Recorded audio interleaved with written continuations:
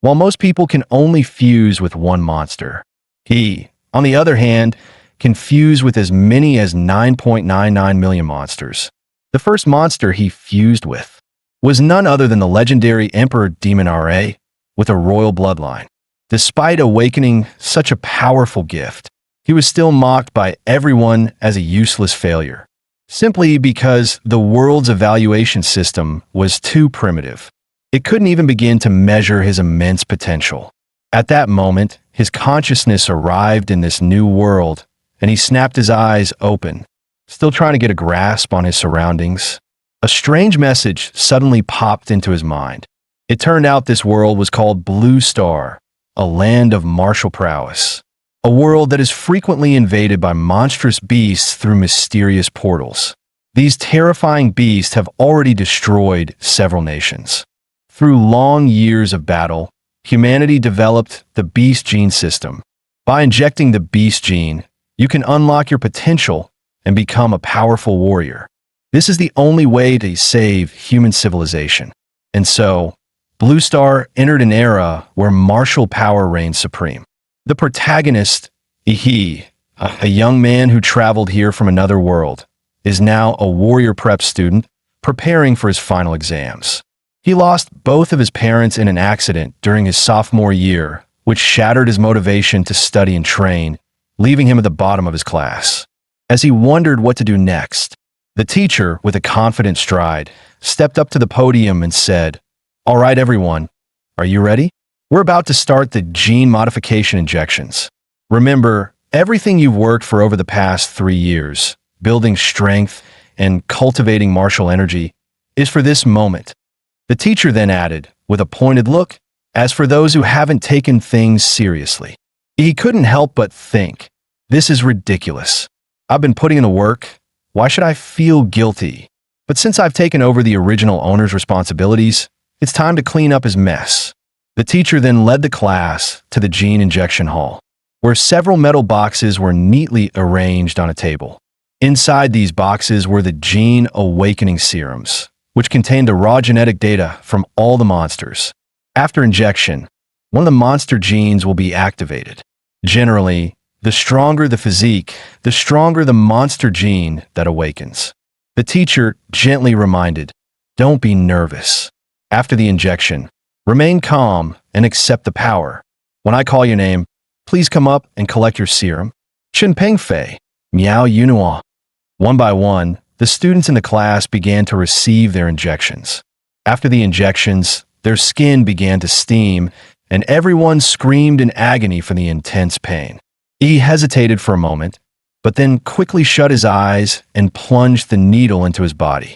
However, after waiting for what felt like forever, he realized that there was no excruciating pain like he had expected. There was no change at all. The teacher, noticing this, said with a hint of confusion, "Ihi, it seems like you're not reacting." Ihi shrugged and replied with a grin, "Teacher, did I get the fake serum or something?" At that moment, Wang Tong Tong, who had already awakened, walked over smugly, laughing. "Look at this. It doesn't seem to have awakened at all. A warrior who hasn't awakened is like a bird without wings. Isn't that game over for you?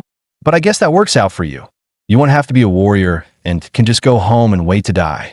Wang Tong Tong often bullied the weak, and seeing Ihi's timid nature, she would pick on him every now and then. He was about to snap back, but suddenly felt his heart pounding violently. At the same time, a system interface appeared in his mind, displaying Infinite Monster Template acquired. Host, E. System rating, B. Martial Arts, 9th set of Student Chi Cultivation, Mountain Fist, Hard Qigong. Monster templates extracted. He quickly shouted at Wang Tong Tong, "Move aside." But she arrogantly replied, "What's the matter? So what if you haven't awakened? Stop pretending. Leave? Why should I?" He gritted his teeth, enduring the changes within, and said softly, "If you don't leave now, it'll be too late." In the next moment, He awakened, and it was the Emperor Demon Ra bloodline ability. Wang Tong Tong, who had been standing right in front of him, was blasted away by a powerful shockwave, crashing to the ground. Most of the other students were also thrown back by the immense shockwave, with some even vomiting from the overwhelming pressure. However, two students were unaffected and secretly thought to themselves, "Is there someone stronger than me?" Just then, the system interface displayed Awakened A-Class Template Emperor Demon's Wrath. Bloodline abilities: Azure Breath, Thermonuclear Pulse, Nuclear Energy Absorption. Evolution form: Emperor Demon's Wrath. Template compatibility fully unlocked. Compatibility 3%. As the system prompt echoed, his heartbeat reached its peak, and a flash of eerie blue light appeared in his eyes. He stared in disbelief at his fingers glowing with blue light, muttering, "Is this the golden finger the system gave me?" The students around him were equally shocked, whispering, "Was that really Ihi? Did he just blast everyone away with his energy field in an instant?" Wang Tong Tong was even knocked unconscious, and she had awakened the second-tier monster, the Flame Lizard. What exactly did Ihi awaken? Ihi, feeling a little embarrassed, said, "I guess my awakening caused a bit of a commotion. I told them to step aside, but they didn't listen." Just then, the school's broadcast echoed. "All third-year students who have awakened, please proceed immediately to the testing hall for a gene awakening and martial arts level assessment. Repeat all." Inside the testing hall stood 10 high-tech cylindrical machines, and as each student stepped inside, the large screen on the podium would display their name, class, martial arts level, and the awakened monster gene. Li Xin Yuan from our class awakened the third-tier monster bloodline of the speed blade insect. He's really lucky. He was just an average student before, but now he's number 1 in our class. Chu Zhou is definitely the top of the grade. Not only is he a level 9 martial disciple, but he also awakened the Ice Dragon, one of the top bloodlines in the 3rd tier. Looks like the valedictorian of our city will be him. Did you see what Miss Lu awakened? Holy crap, a rare 4th tier bloodline, the Ghostly Phoenix. Provincial champion. If a 4th tier monster's Real form showed up, it could destroy a whole city. Warriors would be like ants in front of them. Only masters could stand a chance. Listening to their discussions, he couldn't help but feel puzzled. The monsters they awakened were classified into tiers 3 and 4, so why was his A-class? Soon, it was his turn for the bloodline assessment, and the noise in the room grew even louder. With that shockwave he just released, he might be destined to become a big shot. If he plays his cards right, he'll definitely latch onto someone powerful. The crowd watched him approach the testing machine like he was a celebrity. The crowd automatically parted, for in this world, strength was everything. His overwhelming potential had naturally earned everyone's respect. The students murmured excitedly, "It's Ihi's turn." With the energy field he just showed, his level has to be high. What kind of bloodline can release such a powerful pressure after awakening? This guy's definitely something. Soon, his information appeared on the screen, but to everyone's surprise, only the basic details were listed. Everything else was a question mark. Class 7, Ihi, Martial Disciple Level 3. Beast Bloodline, unknown. Laughter erupted among his classmates. Martial Disciple Level 3? My little brother in middle school could beat him. Unknown bloodline? He probably doesn't even have one. Ihi, however, paid no attention to their mockery. Because everything was going just as he expected. Emperor Demon Ra's bloodline wasn't detected. But what had show up was the prompt for the infinite monster template. While his template level was different from his classmates, it meant that as long as he met certain conditions, he could draw from an unlimited number of monster templates. Doesn't that mean he could become the king of monsters? He then went to ask the teacher for a leave of absence. The teacher frowned and asked, "What? You want to take leave to study at home and return after the exams? Do you really think I'll believe you'll go home and actually study?" He responded earnestly, "Teacher, I really want to improve. I know I've fallen behind, and I need special training. If I don't keep up with everyone, I won't make it." The teacher said seriously, "Ihi, you know the only way to become a warrior is to go to university. I understand you've awakened your bloodline, but your foundation is too weak. You won't be able to pass the entrance exams. So, Get ready to repeat the year and come back next year. Don't rush. Ihi, excited, replied, Teacher, only by rushing can I improve. Maybe you don't understand, but now that I've awakened a powerful bloodline with hard training, I'm sure I can succeed. You see the sincerity in my eyes. I would never lie to you. The teacher was momentarily taken aback, then nodded, saying, Your eyes do seem sincere. All right, but next year you'll still have to come back and repeat the year under my supervision. After sincerely thanking the teacher, he left the school and headed for the Warrior Center in the city. On the way, he thought to himself, he had used his parents' house as collateral for $600,000, plus the compensation from their accident of over $1 million. Now, he had a solid starting fund. There were two options to increase his strength. One was to improve his warrior rank. The other was to enhance the compatibility of the Emperor Demon RA template.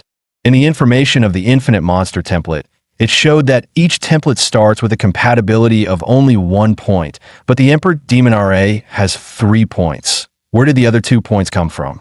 The only answer is that the Emperor Demon RA template absorbed the power of the Gene Awakening Serum, providing an additional 2 points of compatibility. This means that in this world, Gene scientific serums can enhance template abilities, and compared to the long and grueling training of warriors, spending money to increase template compatibility is clearly more suited for him. So, he needs to hurry and buy a serum to boost his genetic power. After swiping his student ID, he walked into the Warrior Center. Since loading the Emperor Demon RA template, he had gained a unique perception ability, life magnetism. He could clearly sense the burning vital energy and the beast roars in the bloodlines of the warriors around him, like a furnace inside them. This intense life signal made his heart pound, but it wasn't fear, it was the urge to conquer. After all, the legendary Emperor Demon RA was the king of monsters in their world. Unfortunately, he was still a rookie and could only hold back the combat bloodline of Emperor Demon RA, forcing himself to endure. Once he had accumulated enough power, he would show this world what it truly means to be the king of monsters. Just then, a hand landed on his shoulder. Little one, don't peek into others' business. You must have just awakened your beast gene, right? It's normal not to be able to control your power. What brings you to the Warrior Center? A gentle older sister smiled and asked, Beautiful sister, sorry, I didn't mean to. I came to buy gene serums, but this place is so big, I can't find where to go. Could you help me with directions? The woman smiled and said, Gene serums? You want to use them at this stage. He thought there might be some taboo about it. The woman explained, It's not a big deal, but gene serums are expensive and they can easily lead to drug resistance, meaning their effectiveness will decrease over time. To maximize their effect, warriors usually wait until their bloodlines are developed to their peak before using them. He asked, How much does one gene serum cost? The woman replied, At your stage, you'll only be able to use the basic consolidation type serum, which costs about $400,000. He was shocked, thinking to himself, That's so expensive, my savings would only buy me 5 at most. He immediately asked, Do you happen to know anyone who can give me a discount? The woman handed him a business card with the name Huang Yuli, level 4 martial disciple written on it. She smiled and said, Here, take my card. With an introduction from an experienced warrior, you might get a discount. He politely thanked her and then parted ways. Soon, he arrived at the Warrior Hospital and spent $1.45 million on 4 gene serums. With the remaining funds, he purchased some basic equipment and weapons. Warriors earn a lot, but they also spend heavily. This trip had turned him from a comfortable middle-class guy into someone living paycheck to paycheck. Once back home, he couldn't wait to inject the serums. As the light blue fluid entered his body, flowing through his veins and reaching his limbs, he immediately felt his blood start to boil, as if a massive beast was roaring joyously inside him. After injecting all the serums, the compatibility with the Emperor Demon RA template increased from 3% to 7%. His physique also rose from a level 8 to 15, reaching Martial Disciple level 7. So, this is what improvement feels like. Nice. But every time I injected a serum, my physique would rise by 2 points, but the last one only increased it by 1. It seems that as my body improves, further enhancements will become increasingly difficult. But this isn't bad.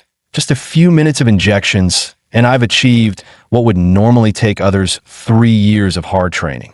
This is still just my normal physical condition.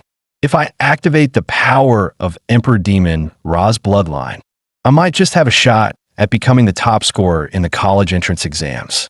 If even with an advantage I can't surpass those geniuses, then this boost is really underwhelming. But for now, I'll start planning for the next step, heading into the Secret Realm. The rifts to Secret Realms are divided into 6 levels, from S to E. The higher the level, the stronger the monsters inside. In an S-level Secret Realm, the monsters are completely uncontrollable by humans. If they invade the real world, the destruction would be catastrophic. He had entered in City's 3rd E-level Secret Realm. To his surprise, there were fewer people here than he expected. Perhaps it was because the Secret Realm had been developed for so long. After all, it was an old secret realm, and the valuable treasures had already been taken, leaving only some weak monsters for new warriors to practice on.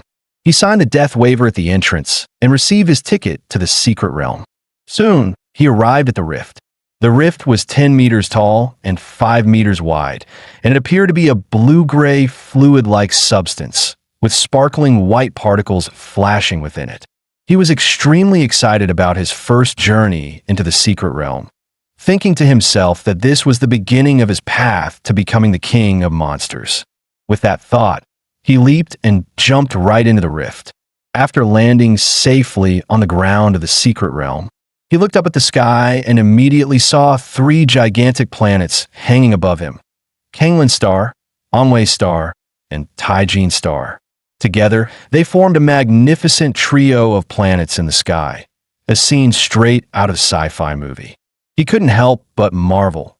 Although I had read about the appearance of the Secret Realm in the textbooks, experiencing it in person is something entirely different. It's truly spectacular. As he took in the otherworldly scenery, he noticed something creeping up behind him in the grass. It was a first-tier monster, the saber-toothed rabbit, known for its violent temperament and ability to hover. The moment the saber-toothed rabbit leapt, it was as fast as a bullet leaving the chamber, its sharp teeth aimed directly at his jugular. However, with Emperor Demon Ra's sensory abilities, he had already noticed the rabbit's movements. He quickly dodged, then, using his momentum, grabbed the saber-toothed rabbit by the head and crushed it with a pop. After its death, the body rapidly carbonized and turned to ash, leaving behind only a thumb-sized white monster core. He looked at the monster core and thought, white, ordinary quality. It's worth about 1,000. Not bad, though. I made 1,000 in just a few minutes. The average person works an entire month for 3 or 4,000.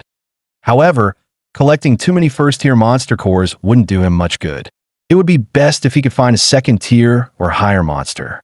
No sooner had he spoken than a second-tier monster, the corpse moth, suddenly burst out from the ground.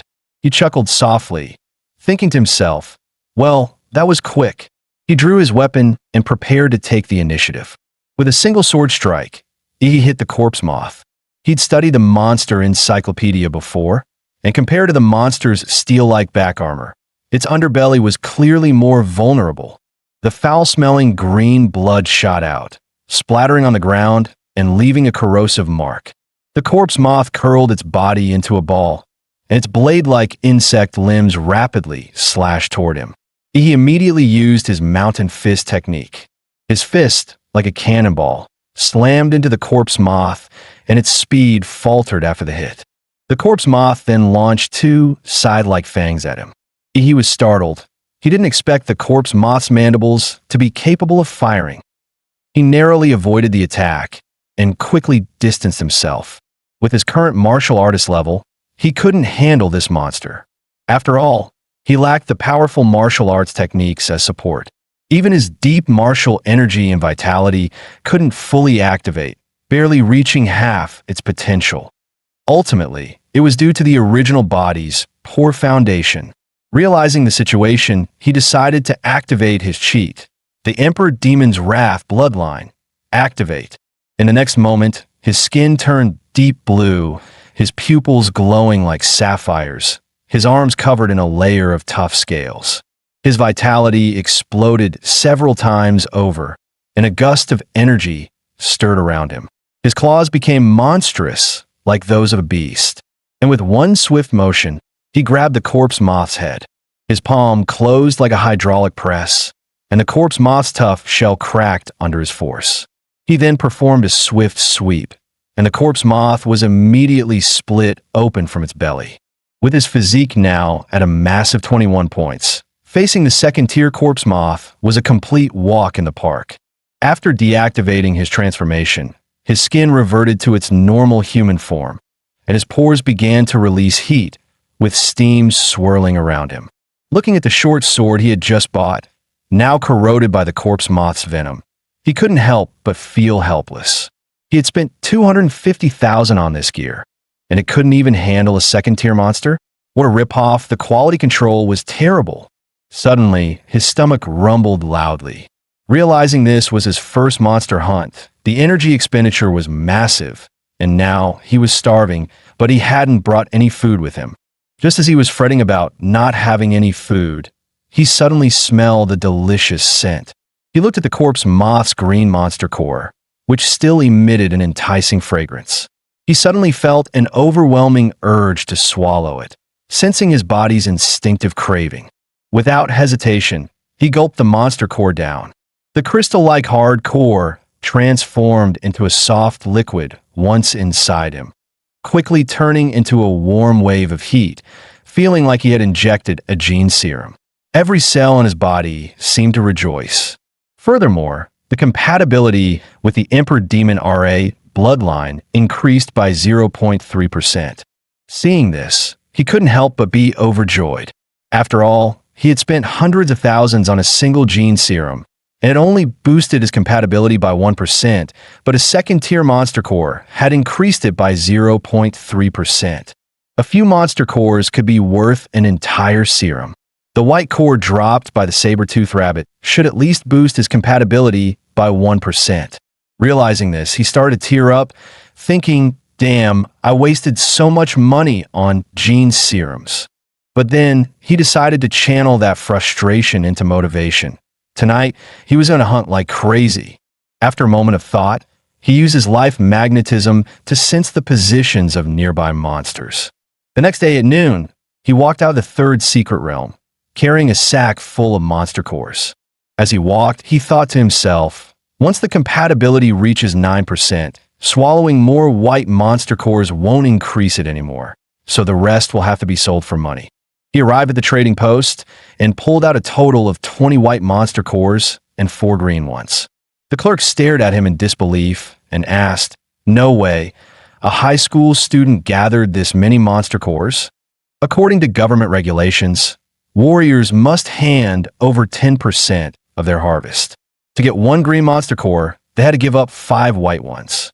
After selling everything, he exchanged them for nearly 200,000 Summer Kingdom coins.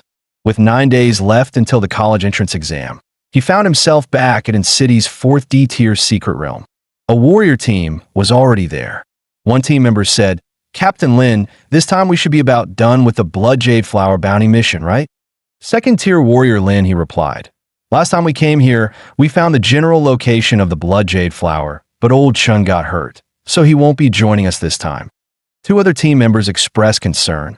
"But we only have 5 people now? The regulations say we need at least 6 to enter a D-tier secret realm." Captain Lin pointed behind him and said, "No worries, I contacted an agency, and they introduced us to a new warrior. Are you the martial disciple level 9, Patterzilla?" E nodded, thinking to himself, because I'm still a student and can't directly enter a D-tier secret realm, I had to use a black market agent to get a fake identity to join the team. They charged me 100,000 coins for that. What a scam. Lenny looked surprised. "Patterzilla? That's an odd name." He replied flatly, "I couldn't use the original name, or I'd risk infringing copyright." Lenny sighed and said, "Well, whatever, it's just a code name. With your martial disciple level 9 status, You don't have the qualifications to enter a D-tier secret realm. Our team will give you the chance to observe and learn, but make sure you don't hold us back." Seeing his serious expression, he thought to himself, at least he's being clear about the responsibilities before the mission. That's more reliable than someone throwing me under the bus later on. After preparing, the 6-person team got into the off-road vehicle and drove straight into the rift of the secret realm. This time, as they entered the secret realm, they found themselves in a vast desert. The bounty task they were given was to find a rare secret realm plant called the Xiaoyu flower. This was their second time entering this particular secret realm. Last time, they had successfully located the general area of the blood jade flower, which was guarded by a second-tier monster with a champion-level bloodline. The off-road vehicle kicked up a long trail of dust across the desert, with sandstorms swirling all around. Sitting in the vehicle, he thought to himself, last time it was the rainforest, this time it's a desert. It seems that the secret realms aren't connected to just one world. Suddenly, several mole-like monsters poked their heads out from the ground. They followed the vehicle, seemingly preparing to launch an attack. One of the team members, Huda, was a man of few words. He immediately threw several crystal iron throwing darts. Each dart hit its target, striking the heads of the mole monsters with precision. The martial energy within the darts instantly seeped into their brains, shattering them. After a short while, the vehicle came to a stop near a small oasis in the desert. The blood jade flower Lin he was looking for was located in this oasis. Since the monsters in the oasis were very sensitive, the sound of the off-road vehicle's engine would give them away, so the group decided to get out and continue on foot. As the team leader, Lin he began assigning tasks. Xiao Xia, you'll release the shockwave grenade to draw the monster out. Xiao Wu and Huda, you two will set up the traps. Old Lu, you'll provide suppression fire. I'll handle the front lines. Patterzilla, you stay back and observe. He nodded, saying no problem. After the tasks were assigned, the team got to work. The shockwave grenade soared into the air, releasing a thunderous sound. At the same time, a wave of higher-tier monster energy was rapidly released, causing some of the nearby monsters to think their territory was being invaded, drawing them toward the group. Soon, a massive rumble echoed from the oasis, as if thousands of wild bulls were charging. A 10-meter-long second-tier monster, the Earth Dragon, roared as it smashed through trees and charged toward them. At this moment, Huda shouted, "New guy, watch out! The monster's coming!" The nearby team members immediately activated the traps, and a large cloud of tranquilizing gas engulfed the Earth Dragon. This special gas, made specifically for monsters, was potent enough to sedate a whale with just a small vial. Lin He, who had been waiting, leaped high, wielding his ton-heavy alloy sword. The blade cut through the air with a sharp whistle, and with a single strike, he decapitated the Earth Dragon, sending blood gushing out like a fountain. The team assumed the Earth Dragon had been dealt with. Lin He sheathed his weapon and prepared to continue the search for the blood jade fruit. However, just then, the Earth Dragon suddenly raised its massive paw and slammed it toward Lin He. Fortunately, he had been on guard, instantly reacting. He launched his full-power mountain fist technique, finishing the Earth Dragon off and saving Lin He's life. The team was shocked. They hadn't expected that He, a first-tier martial artist, could possess the strength to shake a second-tier monster. Such power earned their respect, and they no longer saw him as a liability, but as a valuable teammate. After defeating the Earth Dragon, the team found the oasis completely clear. Soon, they arrived at the center of the oasis lake, where the blood jade fruit awaited. The blood jade fruit was a rare item that only appeared under very low chances. It was said to cleanse a warrior's body and enhance their physical potential, making it highly sought after, though it rarely appeared in the market. Just as Lin he was about to celebrate, Huda from the team unexpectedly attacked with a poison dagger, stabbing it into Lin He's abdomen. The other team members exclaimed, "What's going on here?" Lin He swung his arm in a desperate move, shouting, "Huda, what the hell are you doing?" Huda quickly retreated, dodging the blow. At that moment, a bald man who looked tough as nails stepped forward, sneering, What's going on? Can't you see? He's obviously up to something that could make him rich. He was surprised that they all knew this man, Ho Peng. Xiao Wu angrily explained. Ho Peng. He specializes in robbing warriors of their loot from the secret realms. And now he set his sights on us. What a bastard. Lin He, clutching his bleeding abdomen, looked at Hu De and Ho Peng in pain and anger, growling, "The blade's poisoned. Hu De, you traitor. How did you know about this?" Even my teammates only learned the blood jade flower's location after entering the secret realm. At this moment, Yi calmly said, "It was the throwing darts. You left the information on the darts." Hu De sneered, "You're clever, Patterzilla, but you're still just a student, right? With the exams coming up, why aren't you studying and instead choosing to follow these scumbags on this trip?" He cracked his neck and replied coldly, "Yeah, the exams are coming up, and I've got a top spot waiting for me." Ho Peng, furious at Yi's arrogance, shot a dart straight at him. He easily caught the dart, smirking, "You're barking so loudly like a disgusting fence sitter. Now that's arrogance, so loud, I think it's time to clean up the trash." He then crushed Hu De's dart with one hand. Ho Peng, watching this, turned to Hu De and said, "This kid's got some guts. Hu De, I'll be taking his head." Without hesitation, Hu De launched a barrage of darts at Yi. Yi grinned coldly, the battle intent in his eyes flaring like a wildfire. After several secret realm fights, he had long grown accustomed to the bloody struggles between warriors. Yi quickly retreated, narrowly dodging the incoming darts. Hu De seized the opportunity to get closer, spinning in the air. A sharp blade extended from his boots, and his long legs swung down like a giant axe, aiming to slice Yi in half. He didn't dodge. He pressed his finger to his forehead, and blue energy immediately gathered at his fingertip, releasing an atomic breath. The blue beam instantly pierced through Hu De's heart. As Hu De's broken body fell to the ground, everyone froze for a moment, forgetting to continue the fight. Ho Peng, both surprised and furious, questioned, "Who are you? Which powerful family do you come from to be able to use gene techniques?" He coldly smiled at Ho Peng and replied, "I'm from the Emperor Demon Ra family. Do you want to beg for mercy?" Ho Peng, sensing the intense killing intent emanating from Yi, realized this situation was beyond repair. His blood surged, and the pressure of a second-tier warrior weighed heavily on everyone, leaving them gasping for air. With his bloodline activation, Ho Peng's body swelled several times in size, turning into a terrifying little giant. His massive frame and surging blood energy gave off an overwhelming sense of pressure, fully transforming him into a beast-like monster. He charged at Yi, moving like a tank with a blast of wind behind him. In the split second that followed, Yi crouched low, swiftly flipping to the side to dodge. His fingers shot out again, releasing a blue particle beam aimed at Ho Peng's vulnerable ankle. Ho Peng screamed in pain, bringing both his hands together and smashing them down toward Yi. Yi, with his agile footwork, easily dodged the attack. Surprised, he thought to himself, "A second-tier warrior really is something else. My atomic breath couldn't even melt his ankle bones." Ho Peng then swung his arms like massive wrecking balls, closing in on Yi, as if trying to crush him with his giant hands. However, Yi suddenly appeared behind Ho Peng.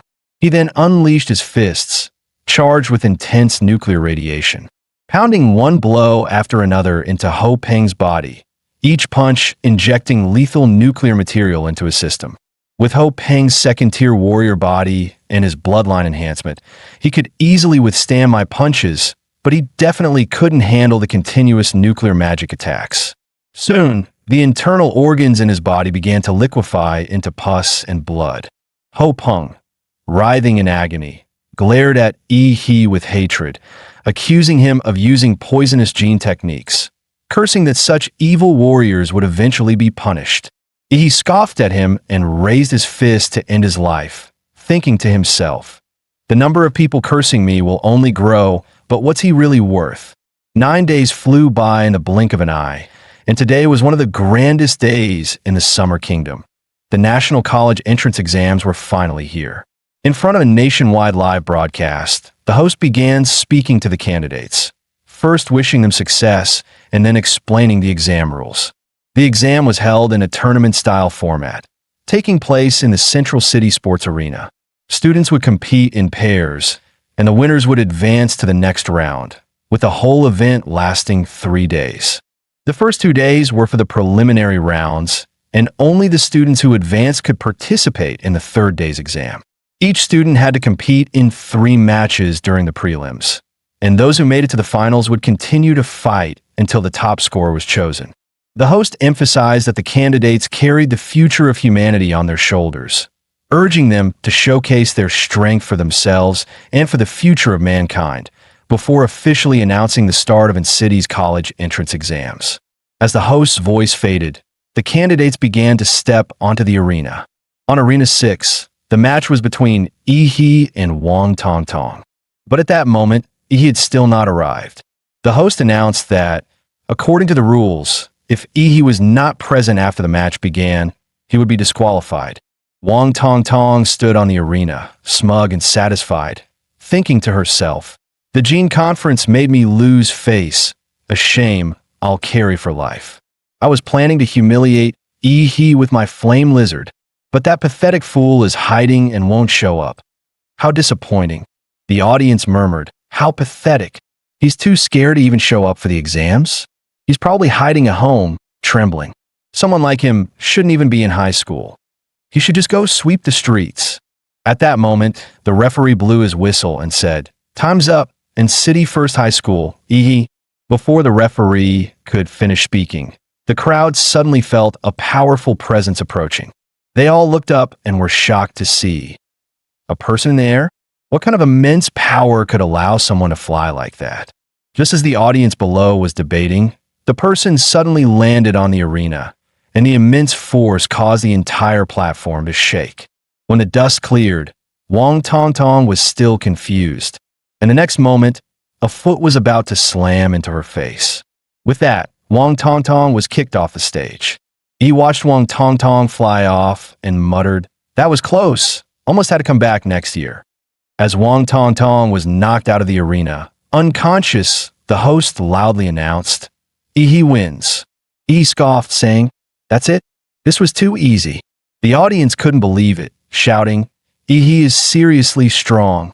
One kick and his opponent was done. The way he entered was so cool. Is this what they call a kick from the heavens? At that moment, the system displayed. Yi's total physique is 226, and his compatibility is 20%. He proudly said, "As a thank you, Captain Lin gave me the blood jade fruit. It took some time to improve my physique, but now you're about to see some real action." After defeating Wang Tongtong, he continued to battle the others. 3 matches, 3 wins. Each one ended with a single kick, no hesitation. The audience went wild, shouting, "Yi is like one kick man." As expected, the host announced, Yi from N-City First High School, 3 wins in a row, advancing to the 3rd round. Down in the stands, a crowd gathered around Yi, asking for his contact information. Some are recommending their own schools, and a reporter asked, "Yi, do you have a dream university in mind?" Upon hearing the question, Yi's eyes flashed, and he confidently replied, "Sorry, I'm aiming for Huadu University." Hearing this, the crowd around Yi suddenly scattered. Yi sighed, saying, "What? You don't believe me? But I can't blame them. Huadu University is the best martial arts college in the Summer Kingdom, one of the top 5 in the world, a holy land for all warriors. Cities like N-City only allow the top students to enter that sacred place. But it's fine. Martial artists are judged by their strength. Once I'm the top scorer, we'll see what they say." At that moment, the examiner noticed Yi's performance and approached him, asking for a retest of his martial artist level.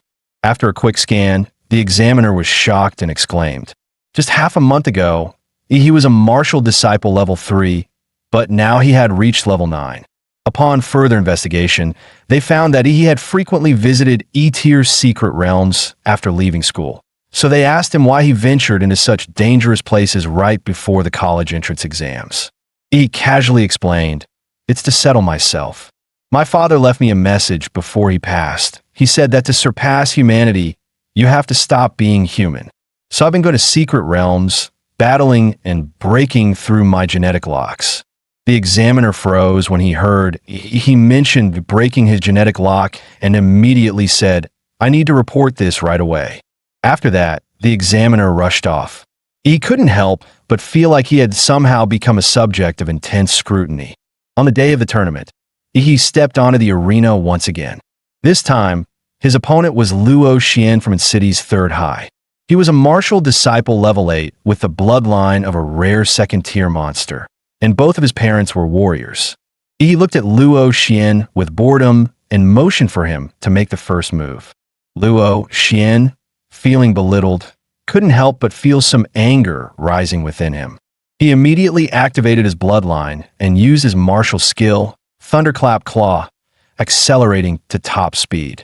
His heart beat like a supercar engine, and as he ran, his body accelerated again and again. His sharp claws slashed toward He's throat, and the finely honed martial skill cut through the air, creating sparks and a sonic boom. If it hit, even a martial disciple level 9 would be killed. However, he never expected that. As his arm came near, he effortlessly grabbed it. He casually commented, "Nice energy, but it's nowhere near that bald guy's charge." Without hesitation, he delivered a palm strike to Luo Xian's head. The immense force knocked Luo Xian out cold right on the spot. He then arrogantly said, "Are there no decent contestants?" The host quickly announced, another victory with one strike, and this time, he defeated the seed player, Luo Xian. Dozens of high-speed cameras focused on He, capturing shots from every angle, and the live broadcast was buzzing. Viewers couldn't stop talking, some in awe, saying Luo Xian looked so fierce, and in the blink of an eye, he's on the ground. He's strength is on a whole different level compared to the other candidates. In this martial arts-driven era, He's overwhelming display of power stirred the passion of everyone watching. Chu Zhou watched as Luo Xian was carried off the stage by medics, his eyes filled with fierce determination, and he instinctively clenched his fists. As expected, "You're the one I've been rooting for. I'll definitely defeat you in the finals." The head of the Huada University admissions office, having watched He's impressive performance through the live broadcast, demanded to have all of his information within half an hour. Just after he finished his match, the second group of the qualifiers was already in full swing. This match was even more heated than his, as both competitors were top-tier beauties with larger followings, making it even more of a spectacle. One of them was Kai Shaoling from its city second high, a petite girl with an incredibly sexy figure. She flipped her long golden pigtails, giving Lu Qingzhu a provocative look, and remarked that she hated the robotic expression of Lu's family's young lady. Lu Qingzhu didn't respond. Instead, she simply bowed slightly and greeted her, her face expressionless, as if she didn't take Kai Shaoling's challenge seriously at all. The referee blew the whistle, signaling the start of the match. With the aura of a martial disciple level 9, Kai Shaoling instantly appeared in front of Lu Qingzhu, sweeping a kick towards Lu Qingzhu's neck, threatening to slam her to the ground. Lu Qingzhu still made no move, lightly waving her palms, causing the air around her to thicken, becoming as viscous as a swamp under the influence of her martial technique. When Kai Shaoling's kick met the air in front of Lu Qingzhu, she felt as though her leg, which could tear through military-grade steel, had instead sunk into soft cotton. Under the diminishing effects, even the high-speed cameras could only capture Kai Shaoling's white leg moving in slow motion, visibly decelerating. Kai Shaoling, furious at Lu Qingzhu's immovable expression, intensified her attack. She cloaked her body in martial energy, minimizing air resistance, and blurred her form into a shadow as she circled Lu Qingzhu, waiting for the right moment to strike a palm to Lu Qingzhu's side. But as her palm neared Lu Qingzhu's waist by just 3 inches, it suddenly couldn't get any closer. Realizing she had fallen into a trap, Kai Shaoling tried to retract her hand, but the air in front of her exploded with unimaginable suction, preventing her from pulling back. At that moment, Lu Qingzhu made her first move, extending her slender fingers, which now shimmered with a jade-like light. The warriors watching the live stream had their eyes widen as they recognized the move, the Hunyuan Jade Finger from the Xian Huang martial technique. To see a student about to take the high school entrance exams mastering the Xian Huang technique was astonishing. Such martial talent didn't need to be proven through exams. This alone could guarantee a direct admission to Huadu University.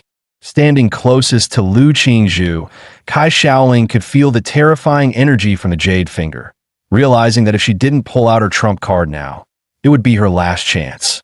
Without hesitation, she activated her bloodline, Shadow, Tiger King. A massive shockwave exploded from her body, shattering the air around her. Lu Qingzhu, however, didn't choose to withstand the blow. She lightly tapped the ground with her foot, her body swiftly sliding a dozen meters to create some distance. The examiners in the stands held their breath, eyes fixed on Kai Shaoling, amazed. A king-level bloodline is hard to control, and the Shadow Tiger King is known for its brutal power. This girl's future is boundless. The awakening of the Shadow Tiger King's bloodline placed a heavy burden on Kai Shaoling's body. She exhaled hot air and struggled to speak to Lu Qingzhu, challenging her to display the Phantom Crow bloodline. Lu Qingzhu, ever the woman of few words, spoke her first line since the battle began. "This is enough."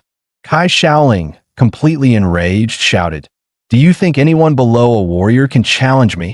Her body moved like a vicious tiger, her fierce blood energy coiling into a torrent behind her, her palms slashing through the air toward Lu Qingzhu. Facing the brutal strike, Lu Qingzhu softened the blow with grace, her hands moving like she was playing a piano, the invisible threads of her technique gradually reducing Kai Shaoling's force until it disappeared entirely. Kai Shaoling's attack failed, and she immediately drew on her immense blood energy, dispelling the invisible threads around Lu Qingzhu. With her small body in midair, she kicked again. Seeing this, Lu Qingzhu activated the Xian Huang technique once more, Hunyuan Jade Finger. The jade-colored tip of her finger collided with Kai Shaoling's fierce kick, and the two powerful techniques clashed, shattering the specially made arena beneath their feet. The arena erupted in a cloud of dust. Tens of thousands of spectators watched with bated breath, waiting for the final victor. As the dust cleared, Kai Shaoling was the first to appear. She was covered in blood, stumbling a few steps before collapsing to the ground from exhaustion. Lu Qingzhu, however, stood like an ethereal fairy, her hair slightly disheveled but otherwise pristine and composed. With just his martial skills, he completely dominated Kai Shaoling, who also had a martial disciple level 9 and a king level bloodline. Lu Qingzhu's powerful display instantly exploded the live broadcast room. Viewers were amazed by Lu Qingzhu's strength. Some even claimed she was the top scorer from its city, while others leaked that Lu Qingzhu had awakened the fourth-tier bloodline of the Phantom Crow, a talent so rare that most warriors would be unable to defeat her. After Lu Qingzhu's battle, the rest of the matches, though still exciting, seemed dull in comparison. After several rounds of elimination, the final 8 were decided. From City First High, there were me and Lu Qingzhu, 3 from Chuzhou, 2 from City Second High, and 3 from City Qingfeng Private High. The finals of the top 8 were about to begin, and Yi stepped up first to draw lots. He drew in A. A 2-meter-tall, muscular giant glanced at him and revealed his own draw, which was also A. "Looks like we're set to face off." His name was Shun Guan, from Qingfeng Private High. He nodded and introduced himself. Xing Guan said we were the second match, so let's watch the first match first. He looked simple and straightforward, with hands as big as fans, pointing toward the big screen above the arena. The first match was Luo Shi from Qingfeng Private High versus Chuzhou from City First High. Shun Guan casually started chatting with Yi, saying that Luo, she was incredibly talented, a repeat student who was specifically aiming for Huada University this year. He had great mastery over his bloodline awakening, but still stood no chance against Chuzhou. Chuzhou, right? He's from your school, in City First High. You must know him. At that moment, the host announced the first match of the top 8 qualifiers. Chuzhou from City First High wins. The principal of Qingfeng Private High heard news and angrily said, "Damn, they lost right at the start."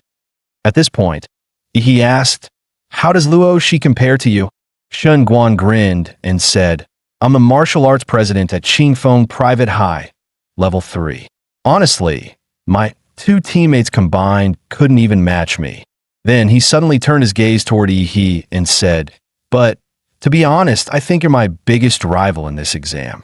I've always had an extremely sensitive sense. I can feel that you're like a dormant volcano with a beast hidden inside you. Let's go. It's our turn." With that, Yi and Shen Guan walked toward the arena. The host announced the second match of the top 8 qualifiers. Shen Guan from Qingfeng Private High versus Yi from City First High. The quarterfinals of the Anqing Combat Trials, a high-stakes battle for elite university selection, were reaching a fever pitch. At the sound of the referee's call, Yi and Shen Guan lunged at each other, fists exploding forward like thunderclaps. Their blows collided midair, unleashing a shockwave that echoed like a detonation, the very air trembling from the force. Blood trickled from Shen Guan's nose, yet he grinned with manic delight. Nosebleed? Is that the manifestation of your bloodline power? Fascinating. A golden aura surged around his body, forming a shimmering shield of battle energy that blocked out the surrounding radiation. "So, Yi, this is the extent of your strength." Yi didn't respond, but a blazing light ignited in his eyes, the calm before a storm. Shen Guan let out a snort and stomped forward, the floor cracking beneath him. Then witnessed the legacy of the Shun family, our ancestral art, form intent fist. Antler strike, his fist thrust out like a charging stag's horns, sharp and unstoppable. The speed of the technique was blinding, faster than the eye could follow. In an instant, a devastating blow landed squarely on Yi's chest. He let out a gasp, blood spraying from his mouth. His body was flung dozens of meters back, crashing hard at the edge of the arena. Shen Guan didn't let up. Bare rotation. His massive frame seemed to swell even further, then hurled himself forward like a collapsing mountain, aiming to crush Yi beneath sheer brute force. Facing Shen Guan's avalanche-like assault, Yi crossed his arms to block. The moment they clashed, the arena floor cracked and collapsed under the pressure of their collision. In a sudden feint, Shen Guan retracted his fist, and with a blur of movement, appeared behind Yi in an instant. Grabbing him by the waist, Shen Guan roared and hurled him skyward with raw explosive force. Dropping into a crouch like a stalking beast, Shen Guan's face twisted into a predator's snarl as he let out a guttural growl, like a tiger about to strike. He launched himself upward, intercepting Yi mid-air in a full force tackle. As they collided, his form shifted again, like an eagle dive-bombing from the clouds, slicing through the air with 3 visible shockwaves. Yi slammed into the ground like a meteor, cratering deep into the earth as dust exploded outward. The relentless combo left Yi overwhelmed, with no room to retaliate. Landing with a flourish, Shen Guan crossed his arms and laughed heartily. Now that was satisfying. On the sidelines, medics prepared to rush in. After that brutal form-intent fist combo, even a veteran fighter would be half dead. But suddenly, Shen Guan froze, a chill crawling up his spine. He felt it, like standing before an ancient monster. His instincts screamed at him to retreat. From his settling dust, a massive, scale-covered arm emerged. Then Yi stepped forward, transformed, his body now towering, monstrous like a humanoid Godzilla. His voice rumbled low and powerful. "You're strong. That's why you get the honor of witnessing this form first." Shen Guan's pupils dilated in disbelief. He stood frozen, stunned by what he was witnessing. Beast form manifestation. Your bloodline awakening reached that level. The beast form, an ultimate transformation that only those who have fully mastered their bloodline can attain. It unleashes the true might of the ancient beast slumbering within. He had never imagined that in this remote city of Anqing, there was another prodigy who could rival the likes of Lu Qingzhu. As Yi's monstrous form stabilized, a blaring alarm erupted from the energy monitors beside the proctors. These devices could track the fluctuations of awakened combatants in real time. Radiation levels spiked to catastrophic levels, completely maxing out the instruments. The proctors, eyes narrowed, quickly released dense energy barriers to contain the surging power. The crowd gasped, then exploded with excitement. Did you see that? This is Yi's awakened form? What kind of bloodline is that? Anyone know? I'm from First Academy.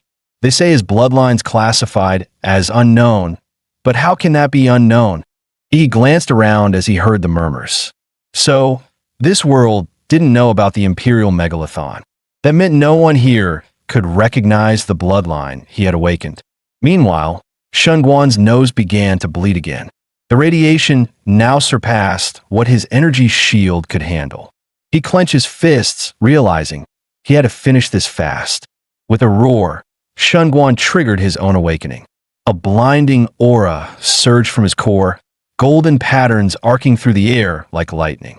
One of the proctors muttered in awe, "That's the Golden Simian King bloodline, a Tier 3 royal strain. What's going on in this city?" A golden radiance surged across Shunguan's body. With a deafening roar, his frame expanded to nearly 3 meters tall, towering like a gilded war god at the center of the ring. He launched a devastating punch, the motion fluid and serpentine. This was Serpent Strike, a deadly move from his inherited martial art, Form Intent Fist. He responded instantly, stepping forward with mountain-breaking fist. The technique appeared simple, but the sheer force behind it was terrifying, like a landslide hurtling toward its target. Their fists collided with a thunderous impact, the air exploding between them in a violent shockwave that pushed spectators back. Power-wise, Yi's awakened form had completely surpassed Shunguan.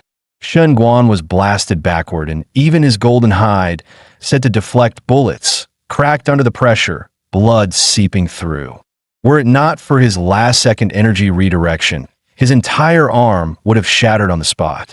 It was the first time Shunguan found himself overpowered in a direct clash. But rather than back off, he charged in again. His arms twisted like twin serpents, coiling around Yi in an attempt to hurl him through the air. But he might as well have tried to lift a mountain. Yi remained immovable. Changing tactics, Shunguan crouched low, muscles coiling tight like a loaded spring. With explosive force, he launched upward, legs tearing into the ground. Then came Elephant Stomp, another Form Intent technique. Boom! The impact rocked the entire arena. Shockwaves shattered the stage's surface as if an earthquake had hit dead center. As the dust cleared, every spectator stared at the arena in stunned silence. The beastly figure, still standing tall, hadn't budged an inch. "Now it's my turn." Yi's voice was low and steady as he pulled his embedded leg from the cracked floor. Blue energy rippled around his fist, distorting the air with intense heat, as if the very atmosphere was ready to combust. But just as he was about to strike, Shunguan suddenly dropped to his knees with a loud thud. "Yi, I surrender." Yi froze mid-step, visibly confused. Wait, what? The surging energy he'd been building had to be pulled back. According to the rules, he couldn't attack once his opponent officially conceded. The dark blue scales faded away as Yi returned to his normal form, the transformation fully undone. "Victory goes to Yi," the referee announced. Meanwhile, the live stream chat exploded. In a world where strength was everything, a climactic battle had just ended. With a surrender, Yi became an overnight sensation. His follower count skyrocketed in real time. Highlight clips like the monster who made his rival kneel and one punch to godhood spread like wildfire across social media. Comments poured in. He is this year's #1. No contest. Forget Lu Qingzhu. He's on another level. Back at Qingfeng Private Academy, the principal's face darkened as he clenched his fists. Luo, she failed, and I invested everything in Shunguan.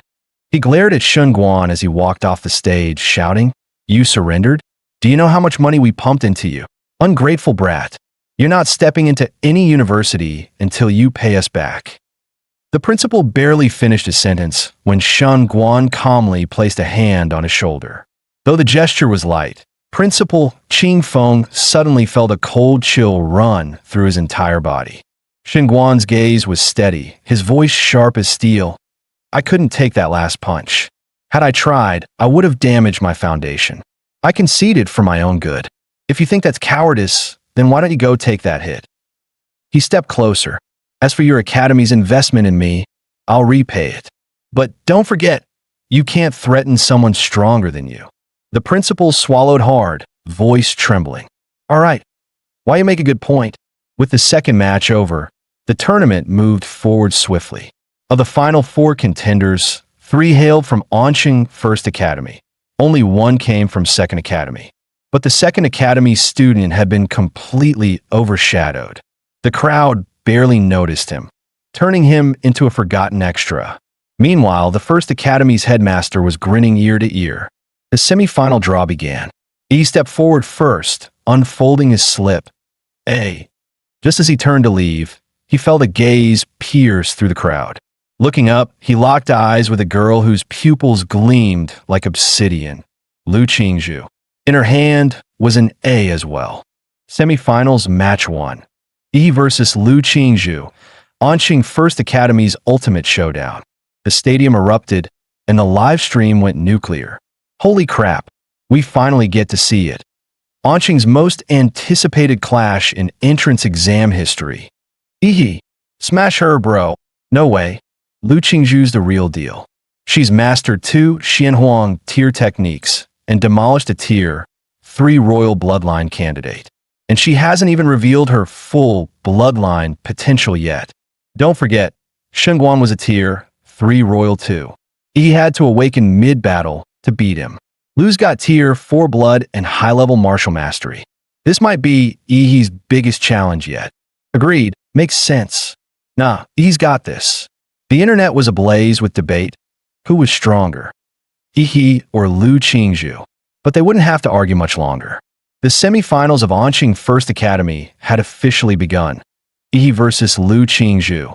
The moment the referee gave the signal, white mist surged around, He like a storm, his aura boiling over as he instantly entered his awakened bloodline state. The power rolling off him bent the very air around the arena. But Lu Qingzhu wasn't phased. Her martial techniques weren't just powerful. They were unconventional, elusive, and nearly untouchable. Brute strength alone wouldn't be enough to land a blow on her. What made her even more dangerous was her strategic mind. He knew, if the fight dragged on, he'd be at a disadvantage. So, he made his choice, go all out from the first move. Lu Qingzhu remained expressionless, her voice as calm and cold as steel. She met He's blazing gaze and said, "I hope you're strong enough to make me take this seriously." Suddenly, He released a large amount of steam, enveloping the entire arena. The audience below was instantly confused, with a mist clouding everything. They couldn't see what was happening. The host immediately added fuel to the fire. The genius of the Lu family, Lu Qingzhu, faces the dark horse of this year's competition, He. How will she respond? Let's wait and see. Could this be He's bloodline awakening? He kept his eyes locked on the silhouette of Lu Qingzhu through the smoke, knowing that he couldn't afford to be careless. Lu Qingzhu's martial skills far surpassed his own, and with her mysterious techniques, no matter how powerful his strength, it would be difficult to harm her. This martial genius also had an exceptionally high battle IQ. The longer the battle went on, the more disadvantageous it would be for him, so he had to go all out from the start. One blow to end the fight, no second chances. A tremendous amount of energy gathered in Yi's right fist as he launched his mountain-blocking fist. Lu Qingzhu didn't expect Yi to come at her so aggressively. She quickly crossed her arms, channeling her martial energy for defense. But Yi's speed was so fast that he left a series of afterimages in front of her. Then, Yi suddenly swept a powerful kick toward her. The audience was discussing it. Did he just use a deceptive trick? Lu Qingzhu was speechless. This guy really said he was using his fists, but in reality, he was using his steel whip. At that moment, Yi shouted, swinging his fist and appearing directly above Lu Qingzhu, his eyes glowing with intense energy. The audience was no longer calm, and they murmured, "Poor Lu Qingzhu, despicable Yi, using such tricks, showing no martial virtue." In martial combat, one must never hesitate to use tactics. Lu Qingzhu could only once again cross her arms to defend herself. The audience couldn't help but hold their breath for her. Oh no, Lu Qingzhu's rhythm was completely disrupted by that move. Now wasn't the time to show mercy. Yi kept attacking with one strike after another, not giving her a chance to retaliate, hitting her like a punching bag. The audience saw clearly that Yi's pursuit was too fierce. Lu Qingzhu had no chance to escape. But what happened next left them even more confused. Yi actually used his martial energy to push Lu Qingzhu back. Didn't that give her a chance to counterattack? But the next second, what awaited her was the claw of the Imperial Magic Beast. He wasn't foolish. How could he make such a mistake? With a flash, a powerful wind blade swept toward Lu Qingzhu, showing no mercy. Lu Qingzhu widened her eyes. This move was a palm strike embedded with martial energy. She quickly leapt into the air, elegantly dodging, moving like an angel. Then came a loud crash as the claws collided with her defensive barrier. He appeared once more above her, flashing an evil grin, his hands swirling with immense power. "Lu, don't run away." Then came a storm of ferocious attacks, like a torrential rain. Lu Qingzhu was starting to question her own life. How could he not be tired from such a high-intensity attack? His stamina was incredible. She couldn't help but envy him.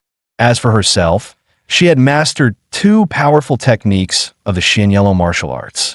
One was a defensive secret technique from the Lu family, illusory shadow of floating flowers. And the other was an offensive technique, mixed Yuan Jade Finger. If she could use either of them, she could break free from Yi's relentless attacks. Unfortunately, Yi didn't give her any chance. If this continued, Lu Qingzhu would soon be knocked off the stage by Yi. With no way out, Lu Qingzhu decided to stop hiding. Suddenly, a feather appeared on her fist. Yi's eyes narrowed upon seeing this. "Finally going to use your trump card?" A long cry echoed throughout the arena, signaling the awakening of the bloodline, the Netherworld Sparrow. A humanoid bird soared into the air. Its purple wings flapped as pieces of feather floated down. This was the bloodline awakening. Lu Qingzhu was revealing her magical beast bloodline for the first time, the Netherworld Sparrow. "Yi, you'd better be careful. I can't control my power in this form." Yi grinned at this, knowing this was exactly what he'd been waiting for. After all, he didn't want to unleash too much power and destroy her, as until now, he had only used about 50% of his strength. Now he would go all out. However, in the next second, Lu Qingzhu appeared behind Yi. She had actually used the Xin Yellow martial arts technique, mixed Yuan Jade Finger, in her bloodline awakened state. He wasn't to be outdone. His bloodline from the Imperial Magic Beast stirred excitement in him. He roared and launched an atomic explosion fist, a tremendous boom resounding. A massive shockwave exploded behind them, shaking the entire arena. The audience gasped, so strong, so intense. "I can't open my eyes." Lu Qingzhu also let out a gasp. Her eyes widened, and a bead of cold sweat appeared on her forehead. Both of them seemed unharmed, but behind Yi, strong currents of electricity were still flickering, and the ground cracked like a spider's web. Yi's body began to change, with pieces of dark blue scales gradually covering his face, his mouth now brimming with destructive energy. Lu Qingzhu felt an overwhelming sense of danger and thought to herself, "What's happening?" Yi's beast form seemed to be gathering power, the spine on his back raised, seemingly accumulating immense energy. This energy slowly transferred into Yi's mouth until his entire back spine shone with blue light. In that instant, Yi unleashed a beam of atomic energy, radiating an aura of destruction. Lu Qingzhu saw the powerful attack heading toward her and decisively folded her wings, tightly wrapping herself up. The next second, the terrifying wave of energy engulfed her in an instant. The bloodline power of the Nether Phoenix was activated by Lu Qingzhu in this life-or-death moment. Countless black feathers flickered, reflecting light like crystals as the blue particle beams collided with the purple-black feathers. It was as if they were reflected by mirrors, with a thick, concentrated beam of light being refracted into several smaller beams by the feathers. The light radiated outward from the black sphere that Lu Qingzhu had turned into, reflecting in all directions. Just as it seemed the light was about to shoot off the arena, the examiners tried to stop it, but they were too late. At that moment, a golden weapon enveloped the entire arena. All the light beams heading toward the outside of the arena vanished the instant they touched the golden martial energy, as though they were absorbed and disappeared without a trace. It was the mayor of Anqing, Huang Qing. The examiners tried to greet the mayor, but he raised his hand to signal them not to bother, saying softly, "Watch closely. Today, the strongest top student in Anqing's history will be born." About 15 seconds later, the atomic exhale ended, and Lu Qingzhu spat out a mouthful of blood. Her two purple-black wings, after reflecting the atomic exhale to the extreme, were now melted and in tatters. Had it not been for her timely use of the martial energy floating Hua transformation, redirecting the remaining energy to the surroundings, she might not have been able to withstand Yi's attack. Since her birth, she had been heavily burdened with the expectations of the Lu family. Under the family's pressure, she had no choice but to build the reputation of the Lu family's eldest daughter in battle after battle. While others praised her genius and strength, she was not interested in these titles. Perhaps even she didn't know why she fought. In fact, she didn't want to fight at all. Competing with others felt utterly meaningless to her. She simply followed her mother's wishes, moving forward silently, exhausted. Yi is truly strong. Facing such a strong opponent, it's only natural that Lu Qingzhu lost the match. She made this mistake. Yi, you should be able to seize it, quickly finish me off. Lu Qingzhu thought to herself, gently tapping her foot on the ground and striking Yi with a palm. However, Yi made no move, standing still, taking her blow head on. Lu Qingzhu's beautiful eyes widened in confusion. "Why aren't you dodging?" Yi raised an eyebrow. Looking at her, "Lu Qingzhu, what happened to your fighting spirit? From the start of the fight, I could tell you weren't fully invested. Have you even taken me seriously? I intend to win this fairly, so give me your full attention." With that, Yi swung his arm, sending a gust of wind towards Lu Qingzhu's face. Lu Qingzhu was hit by the punch and flew backward. Yi quickly closed in, landing on her, his fists swinging wildly, continuing to hammer her face with powerful blows. Lu Qingzhu raised her arms to protect her head, looking utterly disheveled. She thought to herself that she had never been treated like this before. Now, in front of hundreds of thousands of live-stream viewers, she was being crushed to the ground and violently beaten. She had planned to give up victory to him, so why was he still relentlessly chasing her? "Don't hit my face, you bastard!" Lu Qingzhu's eyes turned red with fury, and she shouted, unleashing her full power to send Yi flying. Yi's eyes gleamed with fiery battle intent, expecting just this. If you don't want to get hit in the face, then fight seriously. Ashes swirled in the air as a pair of giant purple-black wings spread out, stirring up a storm. Lu Qingzhu's delicate face bore strange, otherworldly patterns, while her back sprouted what looked like a yellow robe-like tail feather, the power of her chirp sword echoing across the battlefield as she transformed into her beast form. After entering her beast form, Lu Qingzhu appeared cold and confident. "Ehe, as you wished, I will defeat you with my strongest form." A massive pair of violet-black wings suddenly burst open in midair, stirring up a raging storm. Mysterious markings spread across Lu Qingzhu's flawless face, while her regal tail feathers fluttered behind her like a royal cloak. From deep within her, a piercing avian cry echoed in all directions. He grinned. "Finally showing your beast form? Now, this is getting fun." Not to be outdone, he unleashed his full power, his body wrapped in glowing blue energy, each weapon radiating atomic force, turning him into a walking reactor of destruction. This was his fusion of the Godzilla battle template with hardened martial arts, a technique known as nuclear radiance mode. With a deafening blast, the ground beneath him exploded, launching Ehe like a missile straight toward Lu Qingzhu. "Let's make this a real fight." Lu Qingzhu didn't flinch. Her wings snapped wide, drawing in the surrounding air currents. She summoned a funnel-shaped storm laced with ghostly energy that could devour all it touched. The entire arena was swallowed in a spiraling hurricane as it roared toward Ehe. He didn't flinch for a second. He launched himself like a torpedo straight into the ghostly hurricane. The instant he entered, a massive atomic detonation erupted in a burst of blue light, tearing through the storm. He surged forward with unstoppable momentum, heading right for Lu Qingzhu. Her face changed. Those eerie patterns shifted to a deep crimson purple. She let out a piercing cry, unleashing her bloodline ability, Spectral Avian Howl. The sonic wave distorted the air itself, spreading like a shockwave across the entire arena. He was instantly engulfed by the blast. His atomic armor flickered violently, nearly extinguished by the deadly frequencies. If not for his high-tier Godzilla-based lineage, that spectral screech might have torn him apart from the inside. But hey, two can play that game. You think you're the only one who can scream? The vertebrae along his spine lit up one by one. Atomic power surged through his body as he activated his ultimate move, Atomic Breath, full output mode.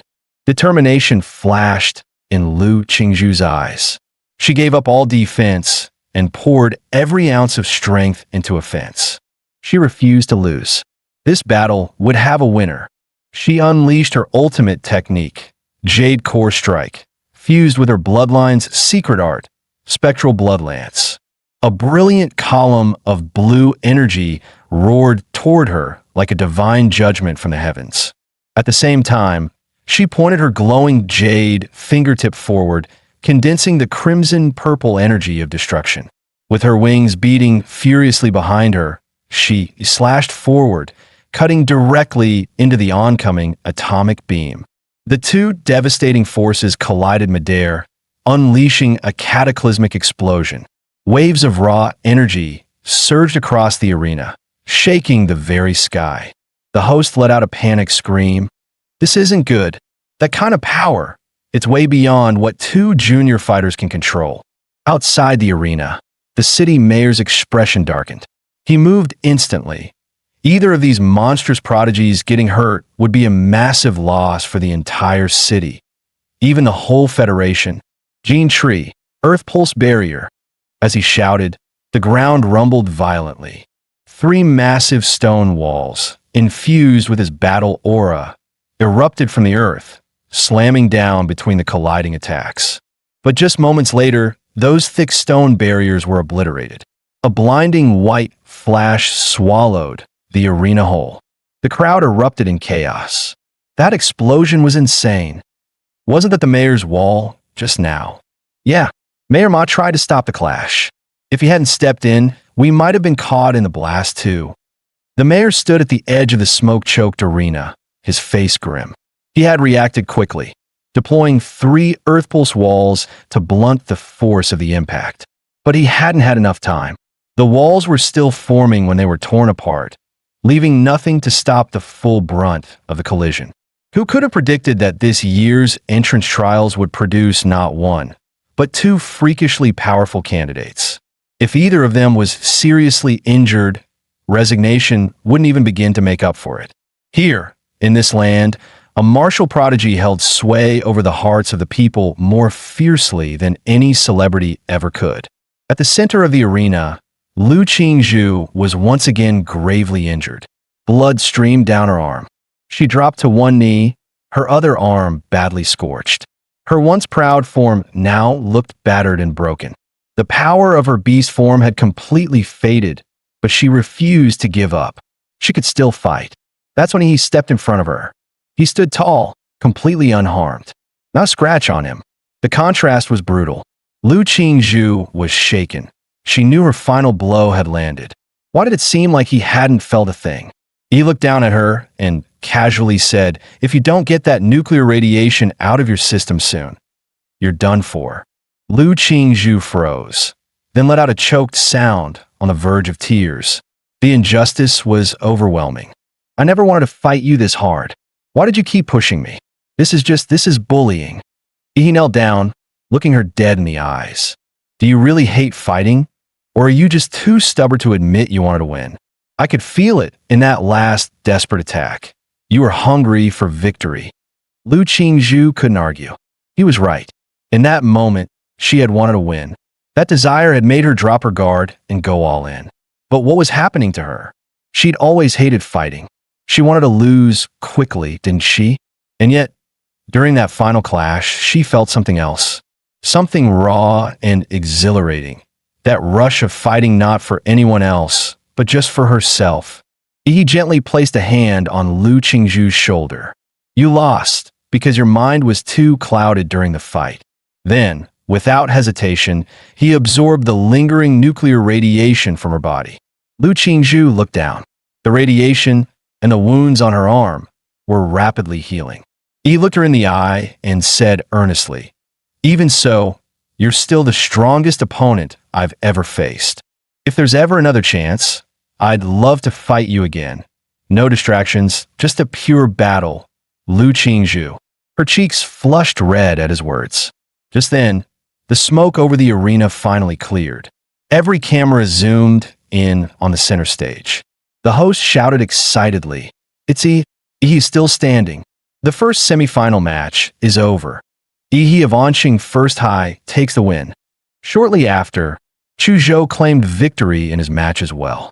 The final showdown of the Anqing trials, the champions' duel, was about to begin. The host's voice boomed. "The final battle is set. Of Anqing First High versus Chu Zhou, also of Anqing First High." The livestream viewership surged, nearing 500 million. The grand finale of the Anqing tournament was underway. As a referee gave the signal, Chu Zhou stood ready, pressing his palms together. A chilling longsword slowly formed in his hands, forged from pure bloodline power. Cryoblade manifestation. He grinned. "Come at me." He may have just defeated the mighty Lu Qingzhu, but he wasn't about to let his guard down now. After all, Chu Zhou's battle intellect might just be the highest among all candidates this year. Chu Zhou's eyes sharpened. He stepped forward, activating the 7-star movement. His body blurred into a series of afterimages, and in the blink of an eye, he closed the distance between them. Whoosh, whoosh, whoosh. Hundreds of icy blades flew at He from every direction, cutting off all escape. But he was unfazed. Tracking the real Chu Zhou? Nah. Smashing everything in sight sounded way more satisfying.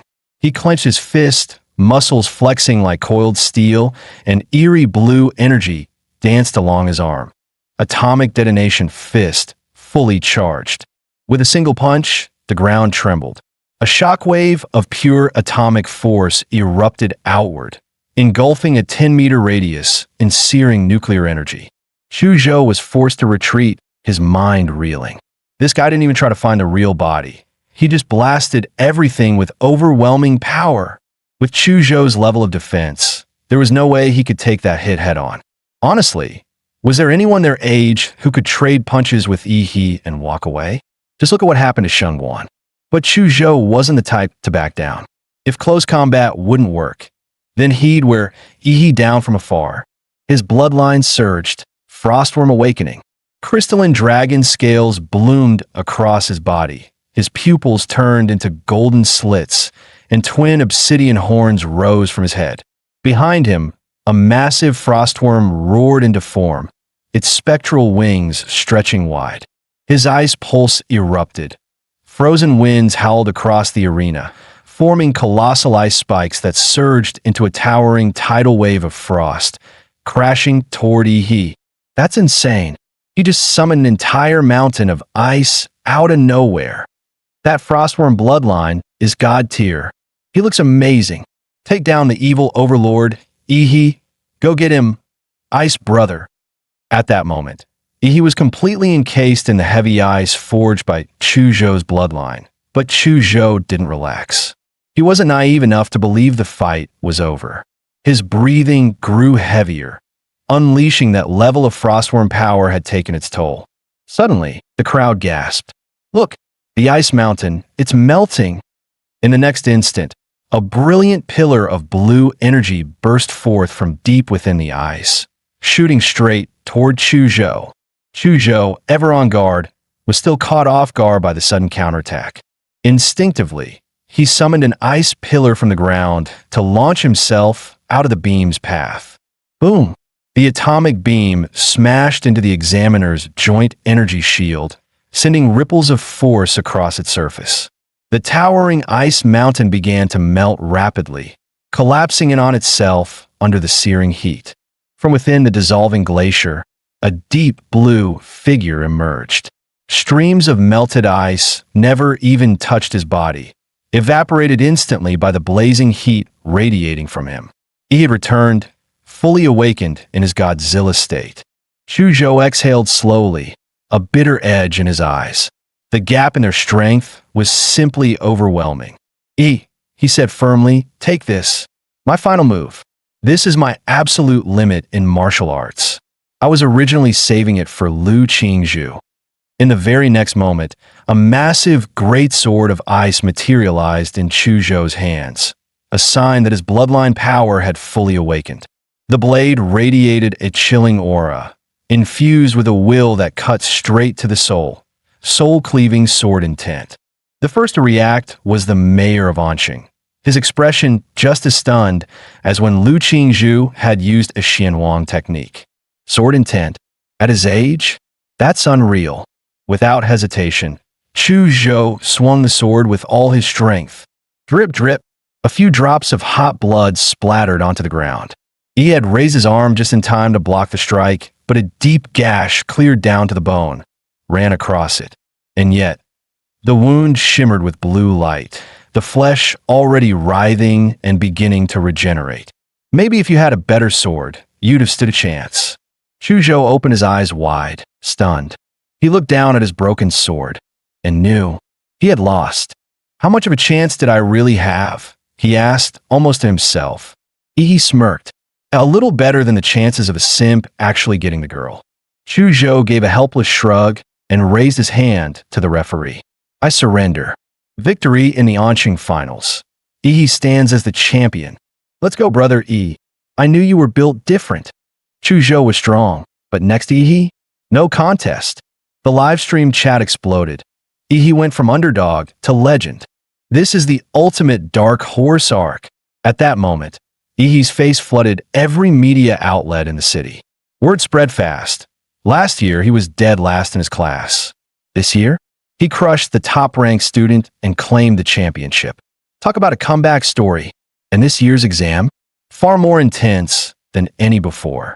To rise above it all, he might just be the strongest martial champion in Anqing's history, maybe even ever. Outside the stadium, the crowd roared like a tidal wave.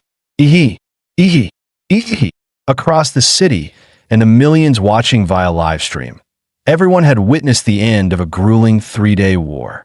The champion of Anqing's 24th martial entrance trials had finally emerged.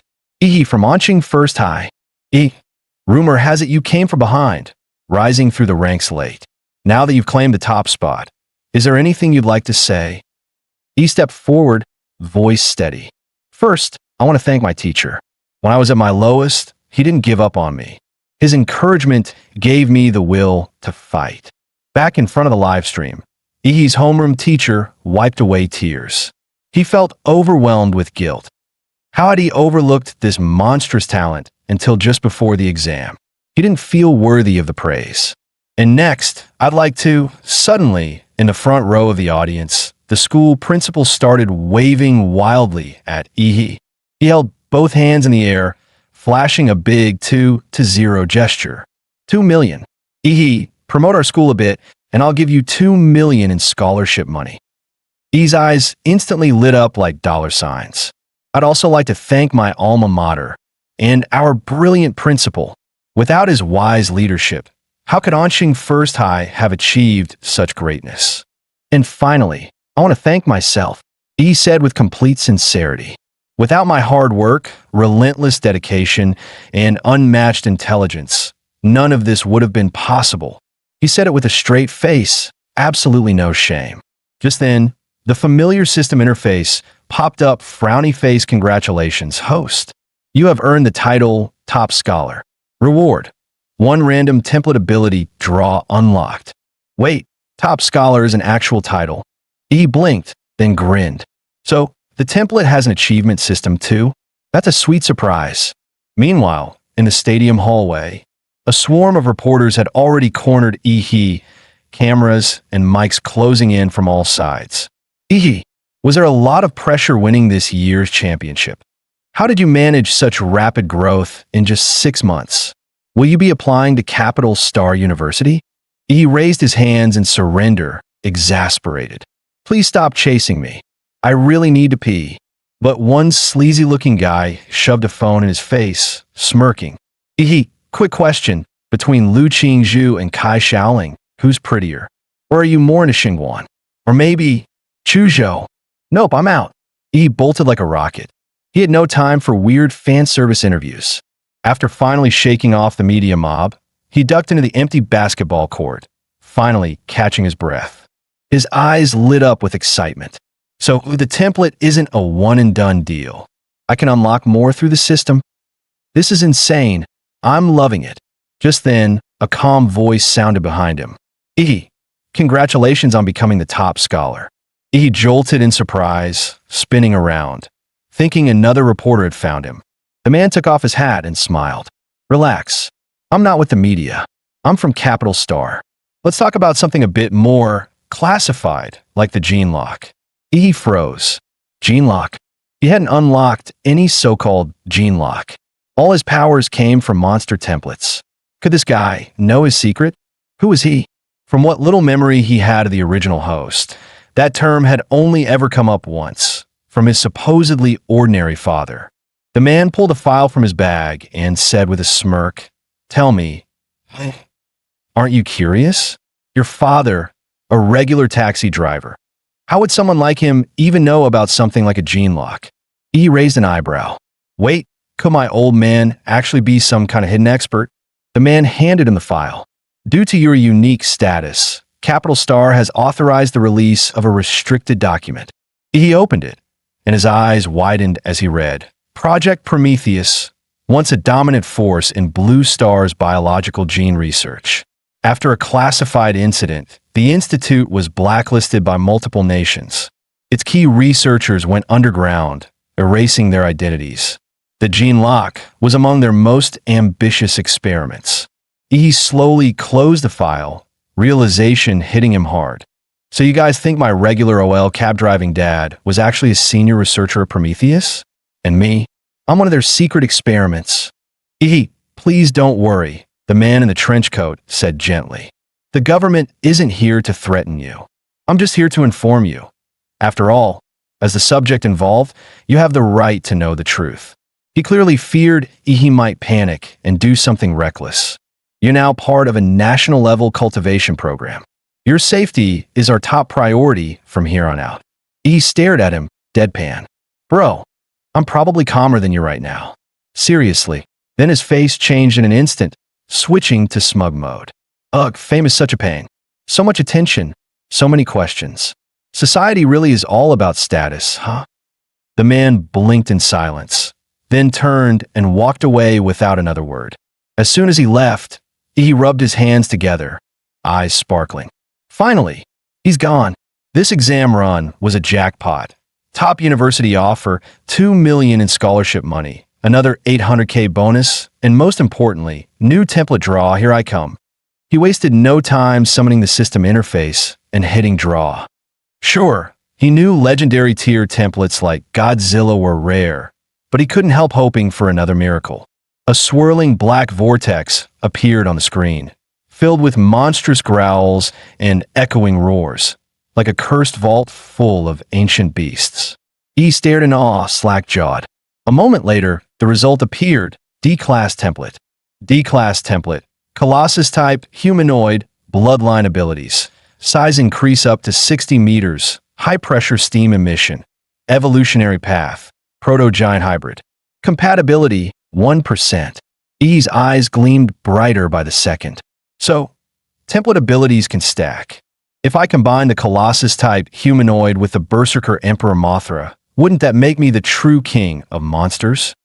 Meanwhile, inside a quiet villa, Brother Huolong, are you saying you're turning down all your missions? That's right. Cancel everything on my schedule. He hung up the call. The only sound left in the room was the faint audio from a TV broadcast. Huolong took a deep breath. His index finger began tapping the redwood table rhythmically. Tap, tap, tap. A dent soon formed where his finger struck. His younger brother, Huopeng, had been missing for over half a month. The search team sent in the Mystic Zone returned empty-handed.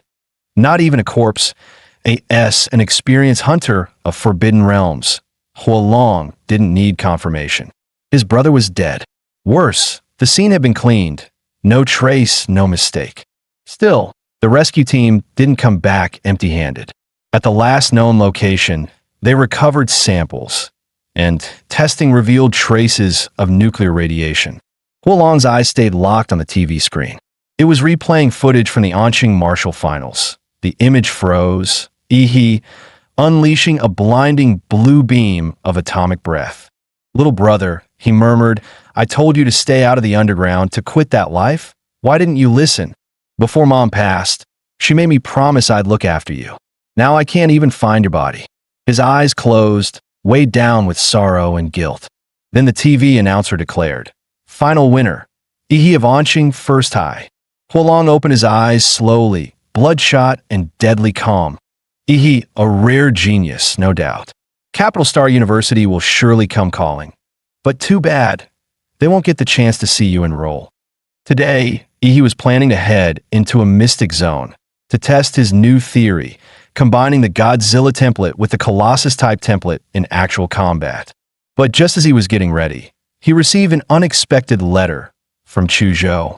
The contents read, according to the Capital Research Institute, a new Mystic Rift is projected to open today at 3 p.m. in Red Tree Mountain on the outskirts of Anqing. The estimated danger level is C-class that I intend to investigate. Would you like to team up? Chuzhou. E's first reaction wasn't about the Mystic Zone. No, he was shocked Chuzhou still sent handwritten letters in 2024. Paired with his swordsman cosplay and archaic way of speaking, he was starting to seriously wonder, is this guy another transmigrator too? By 3 p.m., the once deserted Red Tree Mountain had become packed. Over 1,000 fighters arrived, among them, elite warriors and high-tier organizations. At the base of the mountain, he met up with Chuzhou, who now had a sword hanging from his waist. You've grown stronger. He was surprised at how sharp Chuzhou's senses were. After all, he had used some of his prize money to buy several gene serums, pushing his Colossus template compatibility to 35%. Sure, it was just a D-class monster, but it grew fast and worked fast. Definitely worth it. While waiting for the rift to open, the two chatted casually. So, Chuzhou, what university are you aiming for? Capital Star University. There was something off in Chuzhou's tone when he said it. He noticed but didn't pry. He simply smiled and replied, guess that makes us future classmates. Just then, the crowd around them erupted. The Mystic Rift is opening. A piercing screech echoed from the rift. The next second, a monstrous bird with 3 twisted heads and pitch-black feathers forced its way halfway out of the portal. This was clearly a high-tier beast, It had muscled its way to the front and become the first creature to emerge from the rift. But unfortunately for it, what waited outside wasn't prey. It was over 1,000 armed warriors, locked and loaded. Kill! The mountains roared with the sound of unified battle cries. No one hesitated. The fighters surged toward the monster like a tidal wave, not caring one bit that it was still awkwardly stuck in the portal. The three-headed bird thrashed in panic, each head flailing as it tried to retreat, but it was stuck. Within seconds, its massive body was trampled and crushed beneath a stampede of blades, boots, and battle cries. As they say. The early bird gets the beatdown. Ihi and Chuzhou, blending into the crowd, passed through the rift right behind the wave of warriors. On the other side, they were greeted by a jaw-dropping sight, a forest of colossal trees, each over 100 meters tall, towering like skyscrapers piercing the sky. Suddenly, a thick, metallic stench of blood flooded Ihi's nostrils. He looked ahead. The entrance of the rift had already become a battlefield, with a mini beast tide crashing into the arriving warriors.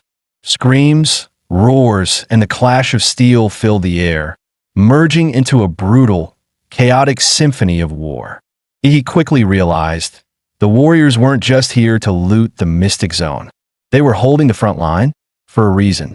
According to the Blue Star Defense Act, all licensed martial artists have both the freedom to explore mystic zones and the duty to protect the real world from beast tides.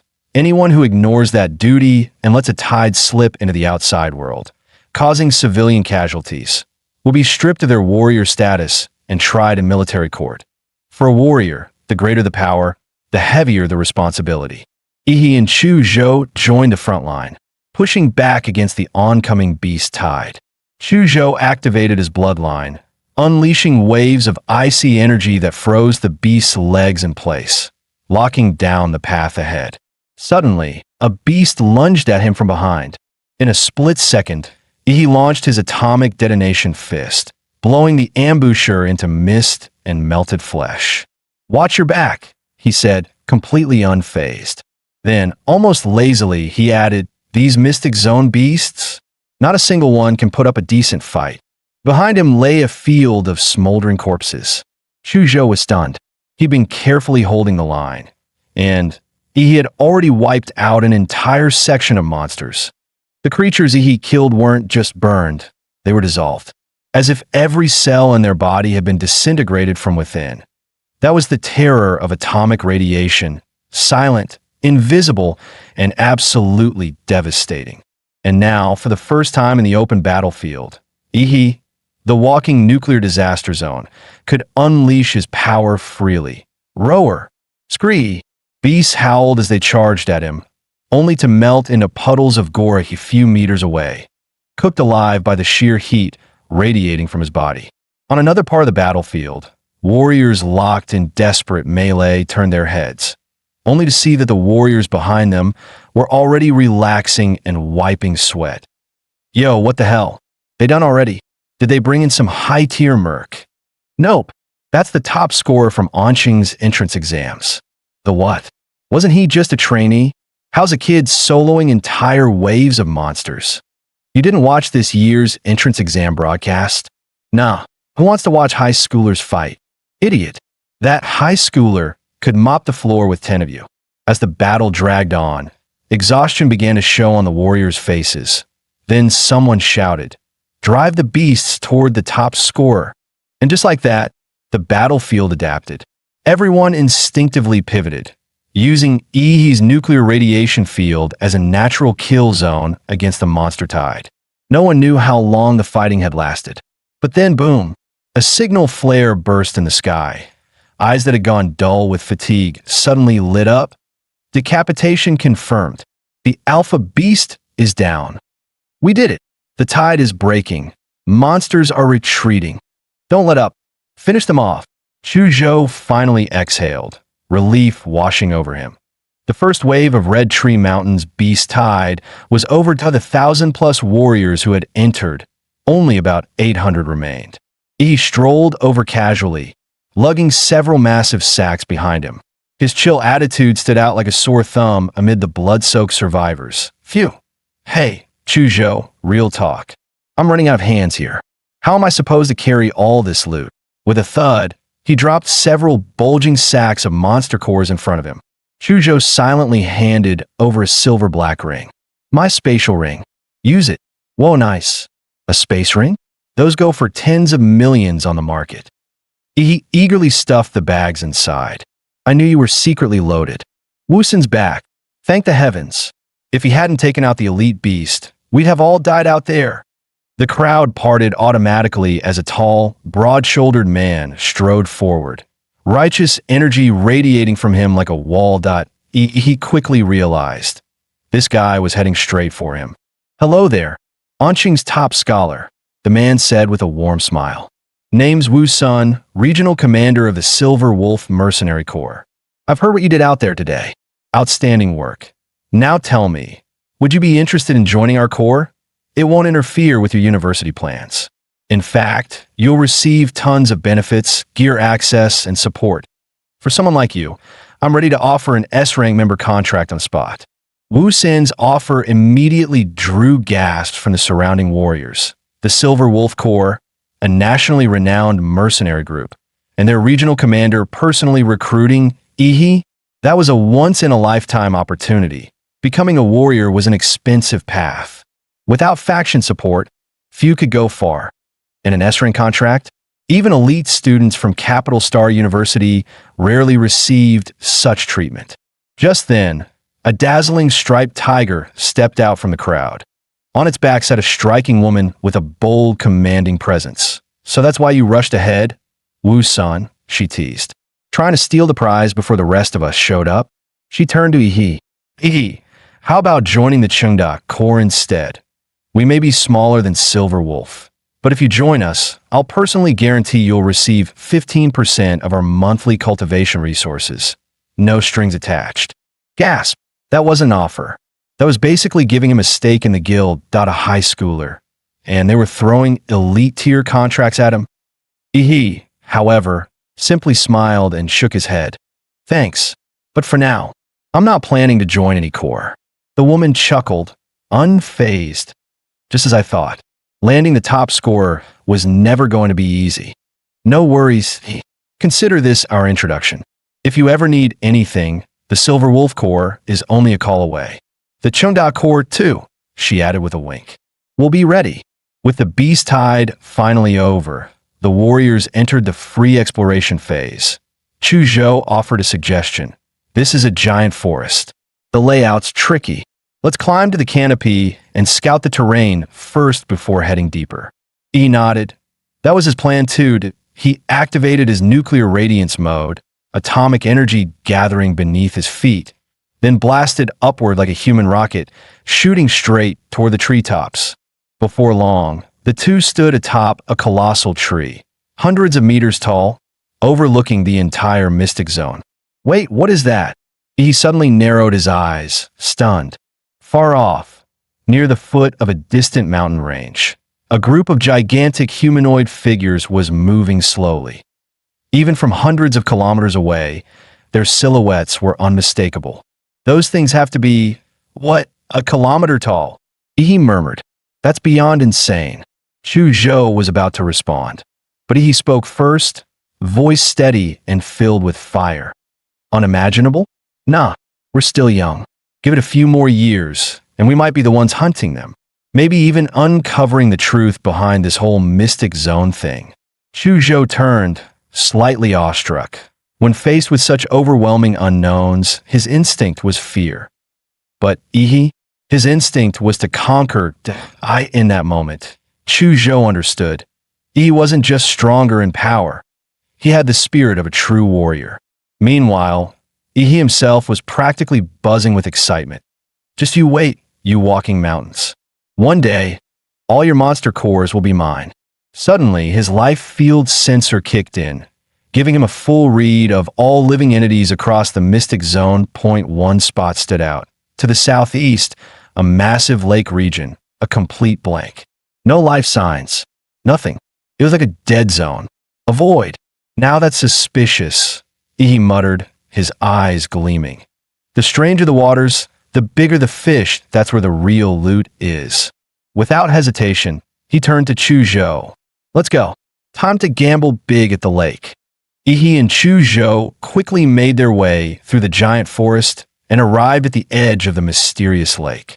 To their surprise, 3 people were already there, one of whom was someone he recognized, Rainy. He called out, pleasantly surprised.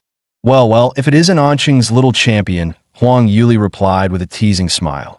Wait, you know our local top scorer? One of her teammates chimed in, grinning. Come on, introduce us already. We heard he was tearing through beast tides like a walking warhead. Rainy, how long have you guys been here? He asked. Not long. We just arrived. 2 of our teammates, good swimmers, went underwater to scout things out. Right as she finished speaking, a figure burst from the water surface. It was one of Rainy's teammates. Jackpot. Guys, we just hit the mother lode. Yu Yang shouted, clearly thrilled. Whoa, slow down. What kind of jackpot? There's a ruin down there. A real one. We're gonna make it big. He nudged Chu Zhou with his elbow. Why is everyone so hyped over ruins? Chu Zhou explained, in mystic zones there are these ancient structures, believed to be remnants of a lost civilization. People call them ruins. They say modern martial arts theories, and even parts of gene tech, were reverse engineered from discoveries made inside these places. Just then, Yu Yang finally noticed the 2 newcomers standing nearby. Wait a second. Who are you 2? Were you eavesdropping on us? The tension spiked until Huang Yuli stepped in quickly. Yu Yang, calm down. These 2 are He and Chu Zhou, top scorer and runner-up from Anqing's martial entrance exam. Their strength is far above average. We should let them join us. He casually clapped a hand on Chu Zhou's shoulder. Relax, man. We're not here to steal your loot. We're here to help you get it. Yu Yang narrowed his eyes. Fine, then how do we split the gains? We're not part of your team, so we'll take a cut based on contribution.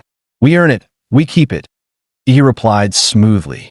Yu Yang was clearly annoyed, but he knew better than to pick a fight with 2 rising stars. He scoffed. All right, you're in, but don't try anything shady, got it?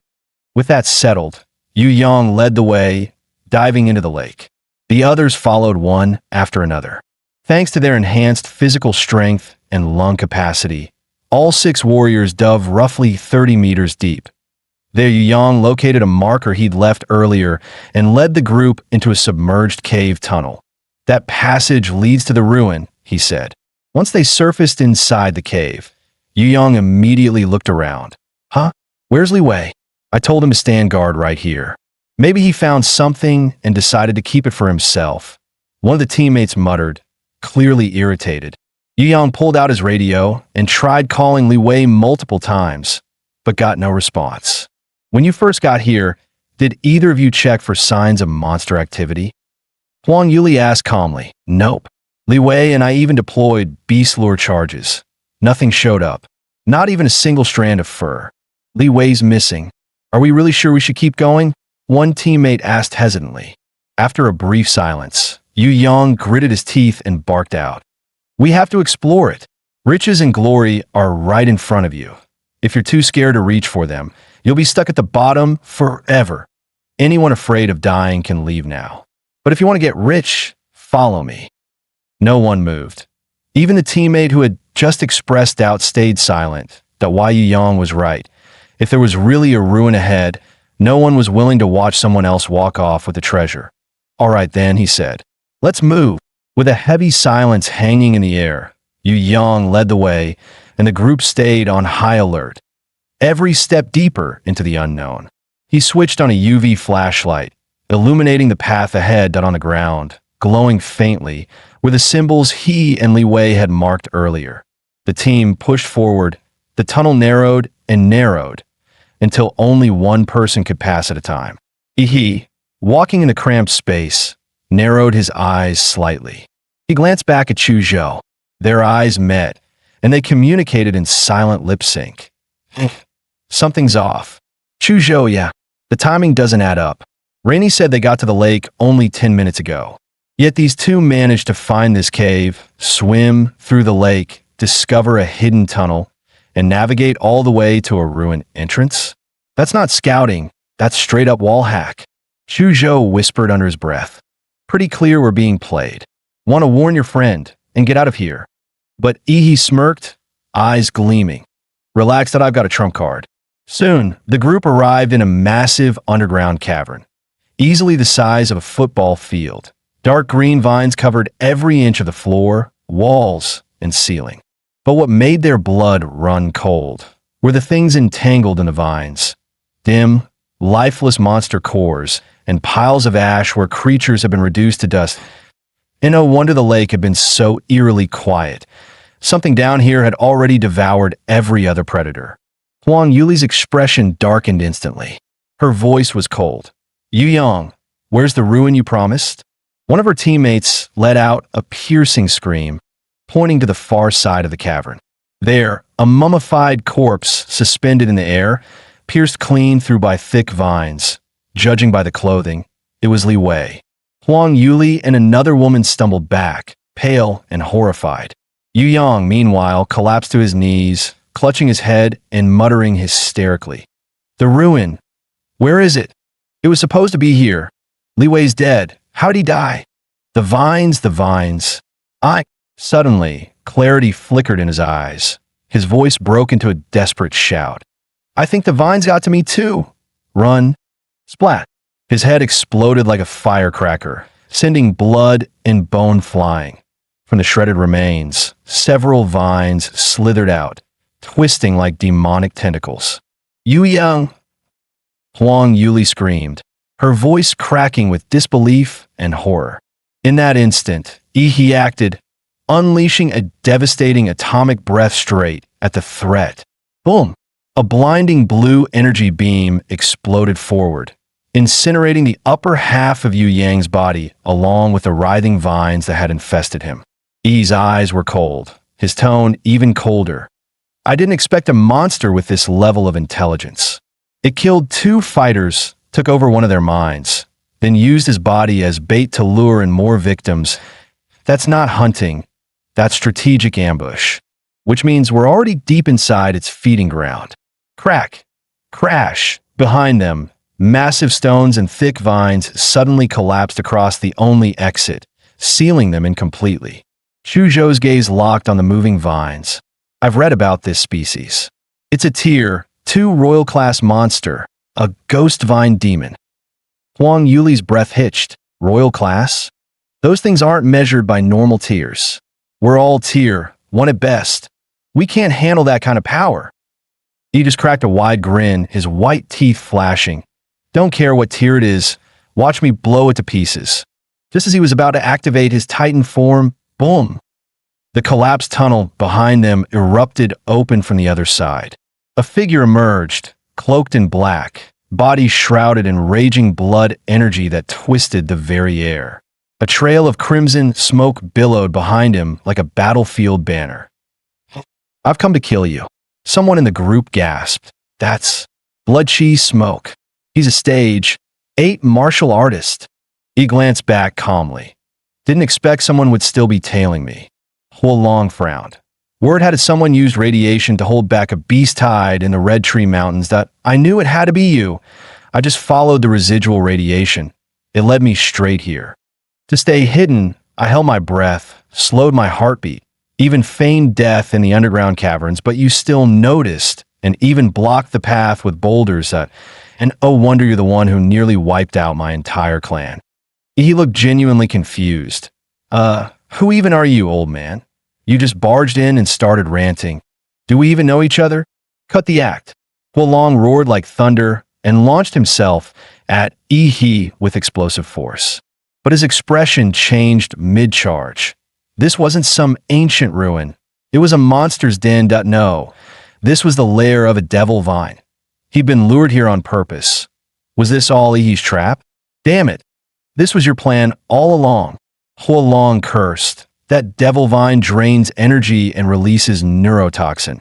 If this drags on, I'm as good as dead. You sneaky bastard. The devil vine unleashed wave after wave of lashing tendrils, trying to tear Huolong apart. But his fists hammered through them like cannonballs, blasting every vine to pieces. He, watching from the side, commented, "Man, you sure talk a lot for someone we've just met." "Shut up," Hua Long roared. "I came here to kill that bastard, not get tangled up with a bunch of weeds." Suddenly, Huang Yuli cried out, "This whole cave's gonna collapse from your fighting." "Move aside," Yi shouted. His body was suddenly coated in a rough, deep blue skin, like armor. Glowing cracks spread across his skin, pulsing with radiant blue energy. As he opened his mouth, the vertebrae along his back lit up one by one like a power circuit. Then, he unleashed his full power atomic breath.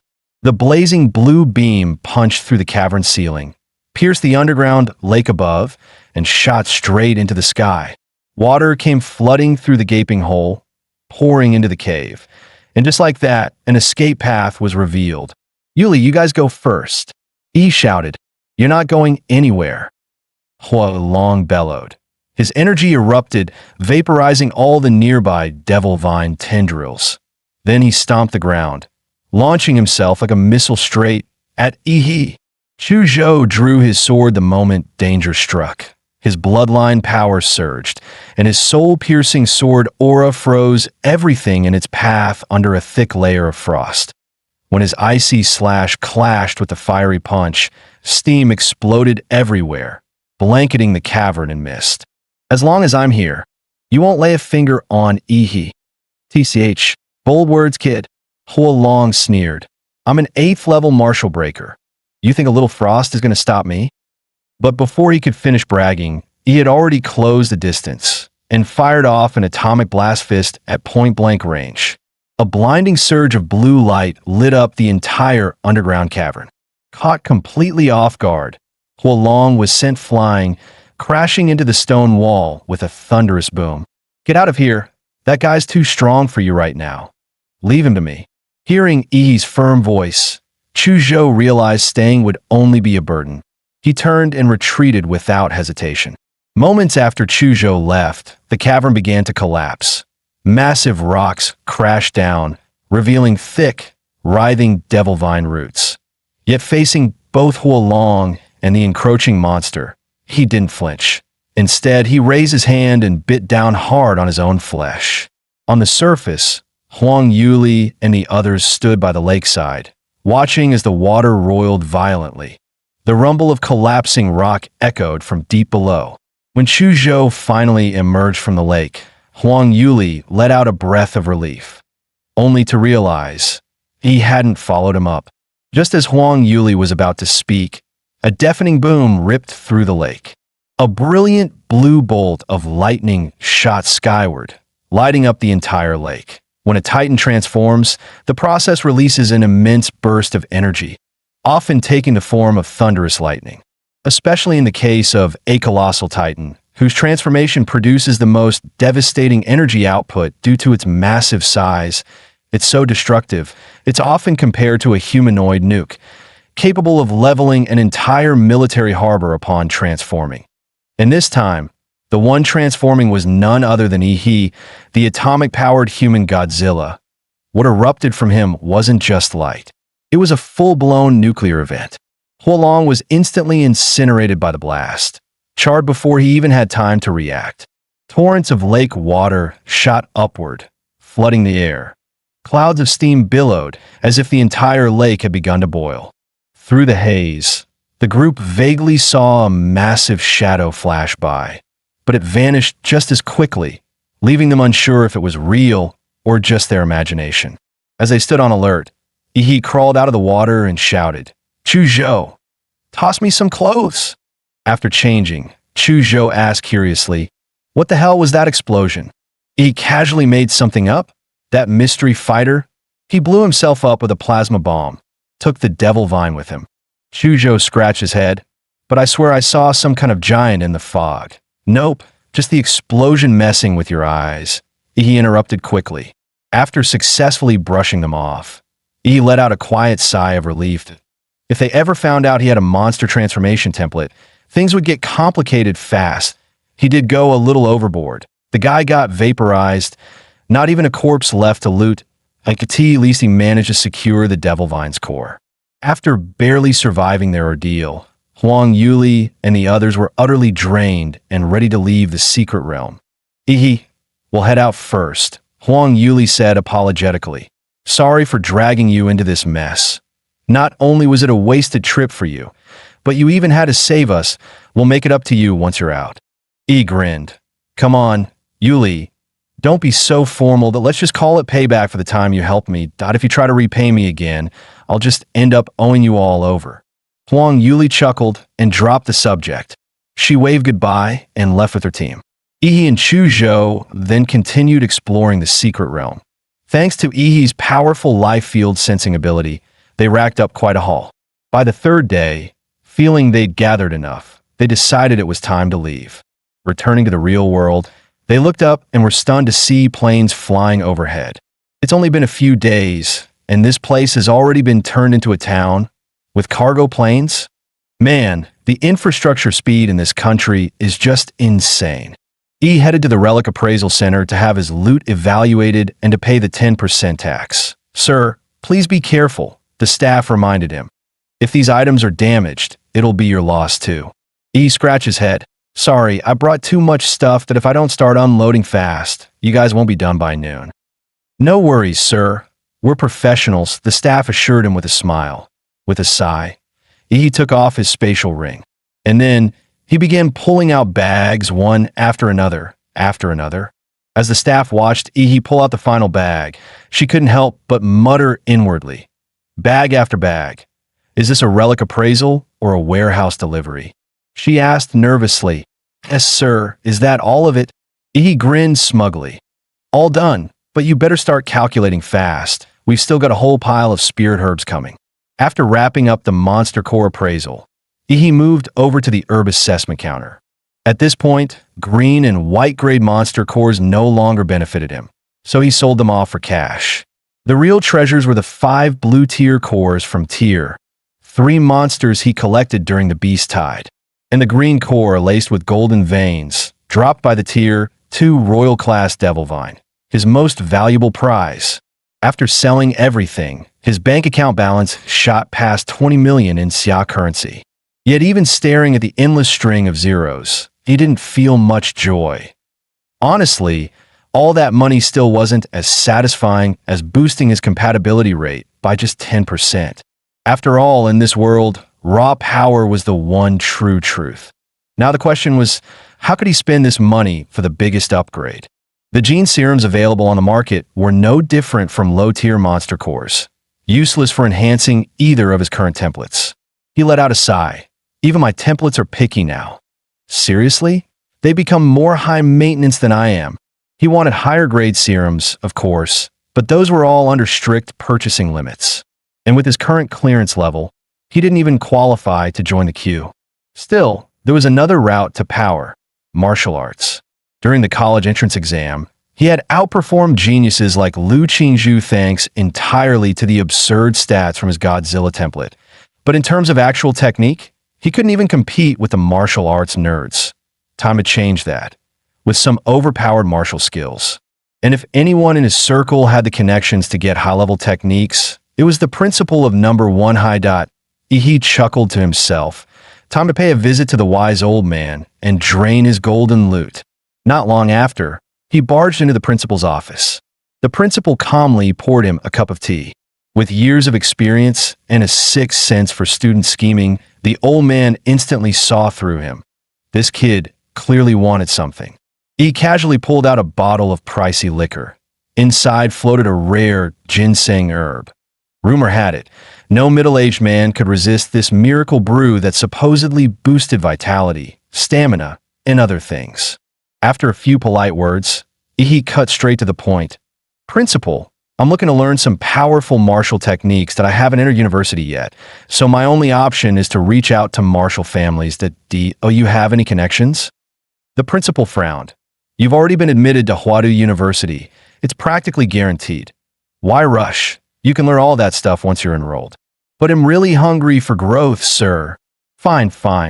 Since you're so eager, I'll make an exception and help out that you're a special case talent. After all, an education should be tailored, not cookie cutter. Exactly, principal.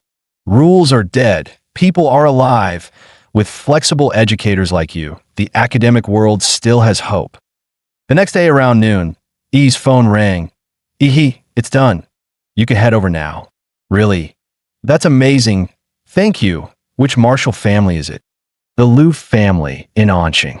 E froze. The Liu family, and they're willing to pass down their secret arts? This was going to be interesting. Meanwhile, on the streets of Anqing, a sleek black motorcycle worth over 2 million roared down the road. Riding, it was Liu Qingjie, the Liu family's young heir. He leaned low over the handlebars as the engine screamed like a beast, echoing through the city. Behind him, a blonde beauty clung to his waist, her hair whipping in the wind. Jieji, you're so wild. Puffed up by the praise, Liu Qingjie smirked and was just about to brag, when suddenly a bright yellow rental bike pulled up next to him. Yo bro, eyes on the road, point one wrong move at that speed, and it steers of your loved one's time. Liu Qingjie felt utterly humiliated as a self-proclaimed motorcycle god. What the hell? Are you nuts? You nearly gave me a heart attack. Riding a junky rental bike and trying to race him, he growled, twisted the throttle hard, and his steel beast roared to life, blasting forward and leaving he in the dust. You keeping up with me? Dream on, pal. Watching that tiny yellow bike shrink in his rearview mirror, Liu Qingjie felt euphoric. Nothing like putting some wannabe in his place. But then a strange, thunderous sound rolled up behind him, louder than his own engine. He glanced back. What the hell? That blue streak was Ihi. The guy had activated his nuclear leg mode, blue rocket flames blasting from his calves like a damn space shuttle. He was flying on a bike. Later, bro, Ihi flashed a smile as he zipped past, and then straight up launched into the sky, vanishing into the clouds like a human missile. Liu Qingjie and his blonde passenger were left frozen in disbelief. Wait, bikes can fly now. That speed, wasn't that basically a jet? Half an hour later, Ihi arrived at the Liu family estate, calm, composed, and looking like nothing had happened. No doubt about it, this was a proper martial arts family. Even their residence looked like a miniature castle. At the same time, Ihi's life field sensing picked up several powerful presences hidden within the estate. Yep, definitely not a place to mess around. Just then, a figure in a flowing white dress appeared at the gates. It was Liu Qingjie. She looked slightly nervous as she greeted him. You've arrived? Why mother asked me to escort you. Let's go meet her now. He simply nodded and followed silently behind her into the estate. Their feet stepped onto a plush, high-end carpet as they entered an elegantly decorated and spacious hall. Mother, he is here, Qingjie called softly. Almost immediately, the sharp click of high heels echoed across the room. A poised, graceful woman with a mature aura descended the stairs slowly. He looked up and was momentarily stunned. Liu Qingjie's mother was breathtaking. Time had not dulled her beauty. It had refined it. Like vintage wine, her presence only grew more alluring and elegant with age. Watching the scene unfold, he held his breath and screamed internally. Prime Minister, I understand now. A few days earlier, after the college entrance exam, Liu Qingjie had returned home, fully expecting her strict mother to scold her harshly. She had braced herself for punishment, but to her surprise, her mother simply invited her into the study for tea, a rare and quiet moment. Qingjie, relax. I watched the live stream of your battle with that boy. You did well. Ihi's strength would be impressive even in Huadu's elite exams. There's no need to beat yourself up. In this generation, you're the only one truly capable of carrying the Liu family's future. Your brother lacks the talent, he could never shoulder the legacy. But you're still a girl, and far too beautiful at that. Qinlan reached out and gently pinched her daughter's cheek, her expression a blend of tenderness and concern. Your father passed too early, and without any strong relatives to back us, the Liu family has been forced to retreat to this tiny corner of Anqing. If a major clan proposes a political marriage, we don't have the strength to refuse. That would mean the Liu family, our 100-year legacy, might be swallowed whole. Ihi is exceptional gifted, humble, with a clean background and limitless future. And from what I've seen, he's no power-hungry schemer that I'd like to see you with him. What do you think? Qianlan looked Lu Qingzhu straight in the eye, her tone gentle but firm. You don't have to answer me now. Spend some time with Yi first. Qianlan stepped down the stairs and said, Welcome to the Lu family, Yi. Yi barely resisted the urge to strike a dramatic pose and declare himself chosen by fate. Instead, he bowed respectfully. Hello, Auntie, just a small gift for you. Qianlan didn't even glance at the gift. Instead, she smiled and said, I heard from your principal that you're interested in advanced martial techniques. Qingzhu will take you. He was stunned. He hadn't expected her to be so straightforward. No tests, no hoops, just pure generosity. Qingzhu will guide you to the Lu family's martial vault. But keep in mind, no techniques can be taken out. It's one day of study, and that's it. In the deepest part of the vault, there are 3 Xianhuang-class martial arts. Whether you can learn them depends on your own ability. Upon hearing that even Xianhuang-level skills were on the table, he inhaled sharply. Understood. Then allow me to thank the Lu family for this incredible opportunity. And he specifically thanked the Lu family, not Qianlan personally. That one-word choice carried weight. It implied a formal acknowledgement of favor, a future promise. If the Lu family ever needed him, he'd be there. Qianlan was very pleased by the nuance. The more she looked at him, the more she liked him. He, however, was starting to feel weirded out by the oddly intense way she was staring at him. Soon, Lu Qingzhu began leading him to the martial vault. As they walked together in silence. He couldn't help but notice, was it just him, or was Qingzhu acting way more shy than before? Qingzhu, why do I feel like you've been avoiding my eyes this whole time? He suddenly stepped forward, locking eyes with her startled gaze. It was like staring into the eyes of a frightened deer. Lu Qingzhu had never been this close to a boy before. She could feel his warm breath brushing her cheek, sending a strange tingle down her spine. Flustered, she backed up half a step. And no, I wasn't. Why are you getting so close all of a sudden? Still bickering, the two continued on until they arrived at a hidden underground stone chamber. He reached out and ran his hand along the rough, solid surface of the wall. It was obvious this stone wasn't ordinary. Qingzhu spoke up. This is force-dampening stone that IT was excavated from a secret realm. Even a warlord-class blow wouldn't crack it. Yi's eyes lit up. Can I punch it once? She blinked in surprise. That was not the reaction she expected. Most people would be in awe, not eager to smack it. Go ahead.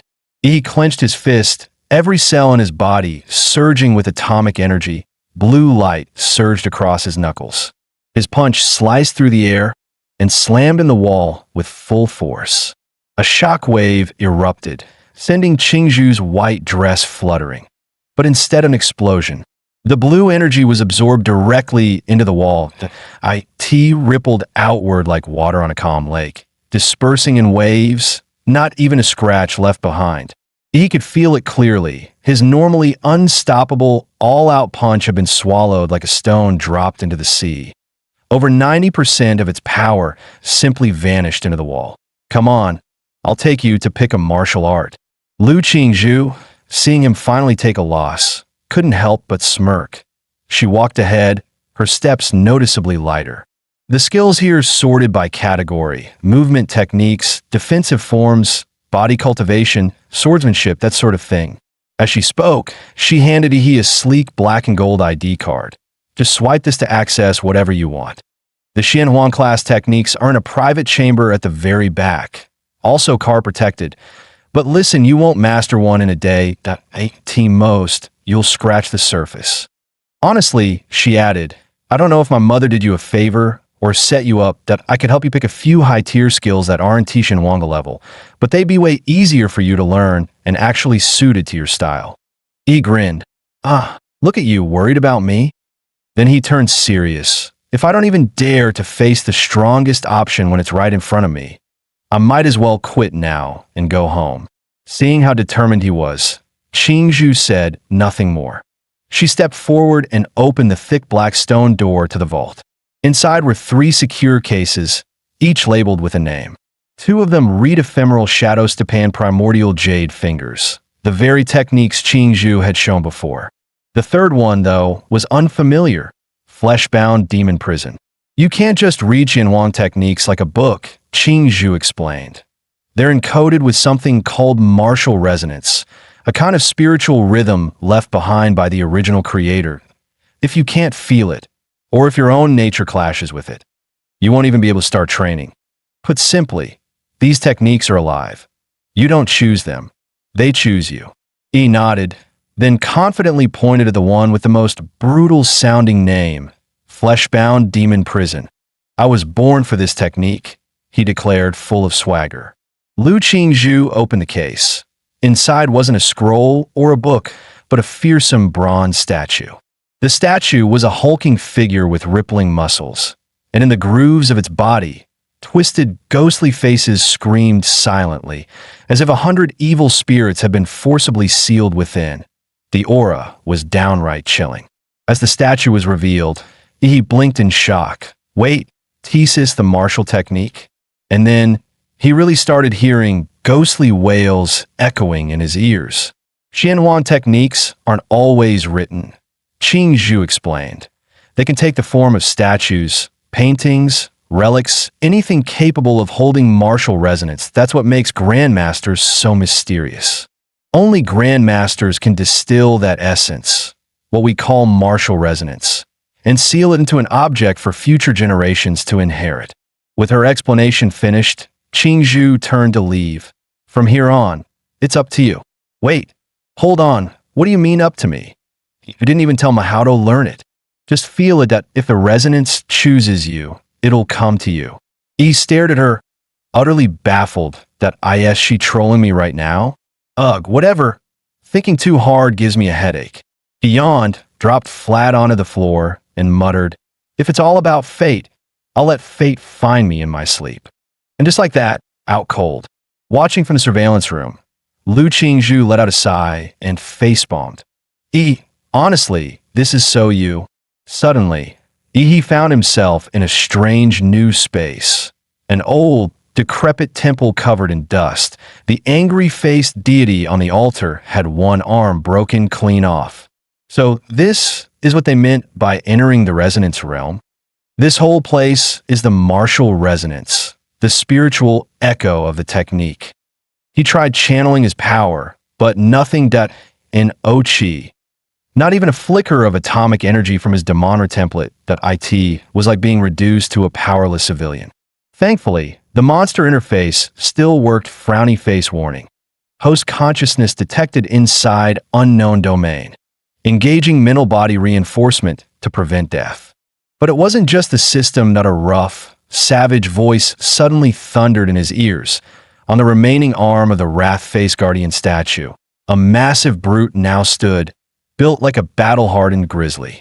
The man had eyes like a hungry wolf and stared he down. My martial legacy ain't for weaklings. Only real iron-blooded men can carry it forward. If you're not one of them, I'd rather let it rot in the ground. Prove you've got the guts, kid. He looked identical to the statue outside. Every scar, every snarl, exact. When the storm hits and the night parade of 100 ghosts begins, you're guarding this dump. Let a single demon defile this altar, and you fail. You win, I'll teach you a trick or two that you lose. The white ghost will eat your soul, and you'll go mad. Martial path? Over, so if you're just a soft little punk, run. Drip, that a cold raindrop leaked through the broken ceiling and landed right on Ihi's face. When Ihi snapped out of it, the savage brood on the statue's arm had vanished. The trial had officially begun.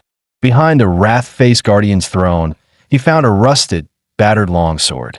Alone, sword in hand, he stood at the temple's shattered gates. The rain intensified. Thunder cracked through the sky, and a blinding white bolt lit up Ihi's face, as if marking the signal. The night parade of 100 ghosts had begun. Countless shadowy figures shrieked and lunged at him from the darkness. He was already in position, completely ready. As the first specter dove at him, he didn't hesitate. He slashed straight at its head. The moment the blade struck, the rusted sword flared with golden light. The specter let out a piercing wail and dissolved into ash. Knew it, he muttered. No way they'd throw me into a trial without something to fight back with. These bones must be hiding more gear. A grin crept onto his face. He was fired up now. No longer guarding the temple passively, he charged forward, sword in hand, into the heart of the spectral swarm. As he charged forward, the savage brute reappeared in the background. Arms crossed, he watched he leave the temple with a scornful sneer. These white ghosts are laced with my killing intent, and this little rookie thinks he can just walk out of the safe zone. What a joke. Another idiot. Each generation gets dumber. Guess I'll be cleaning up another corpse today. Meanwhile, he was having the time of his life, slashing through ghosts like weeds. Just then, another specter lunged at him, but its claws phased right through him, missing entirely. What the? The brute froze in shock. Why can't my ghost touch him? What is this kid made of? Turns out, inside this spiritual trial, Ihi's monster template had automatically activated a guardian mode, rendering him untouchable. Wait, does this mean I'm literally invincible right now? Ihi broke into a wicked grin. His laughter even started to sound a little unhinged. And so began the massacre. His sword skills were trash, but it didn't matter. He leapt, slashed, stabbed, and spun. Ghosts fell like chopped vegetables. The savage brute stared in disbelief. When did my trial become a joke? How is he unaffected by my martial resonance? Simple, Ihi said smugly. Hard work and constant practice. Of course, that punchable face didn't show the truth. He was just shamelessly cheating with a built-in hack. Hard work, huh? The brute chuckled darkly. You've handled the ghost, I won't go back on my word, but whether you can handle this inheritance, well, that's a different story. As he finished speaking, thunder cracked across the sky. The wrath-faced guardian statue collapsed, revealing a dark, ancient well beneath it, a bottomless pit. Just one glance into its depths sent a chill down Ihi's spine. Inside that well lies the purest essence of malice I forged in life, the flesh-bound demon prison technique. Its true form is down there, if you can absorb it. The brute didn't even finish his sentence. He had already jumped in. Huh, good. That's the kind of guts I like.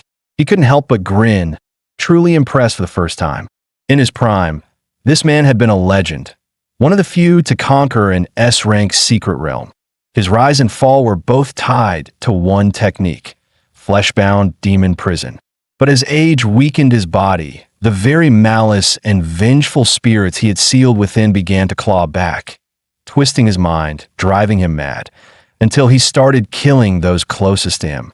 To stop himself from falling further, he ended his own life in his final moments. He fused his lingering rage and spiritual imprint into the statue, creating a legacy only the worthy could claim. Even after 100 years, the malice here hasn't fully faded. For an ordinary martial novice, it's a death sentence. But if Ihi can conquer the curse that destroyed its creator, then on the path of flesh-bound demon prison, he'll surpass him. In the surveillance room, Qinlan walked over to Lu Qingzhu. Together, they silently watched Ihi, who was now deep inside the martial resonance realm. Suddenly, Qingzhu gasped. Mom, what's going on? On screen, Ihi's body was now surrounded by a strange, ominous aura. His limbs twitched violently, as if needles were piercing his flesh.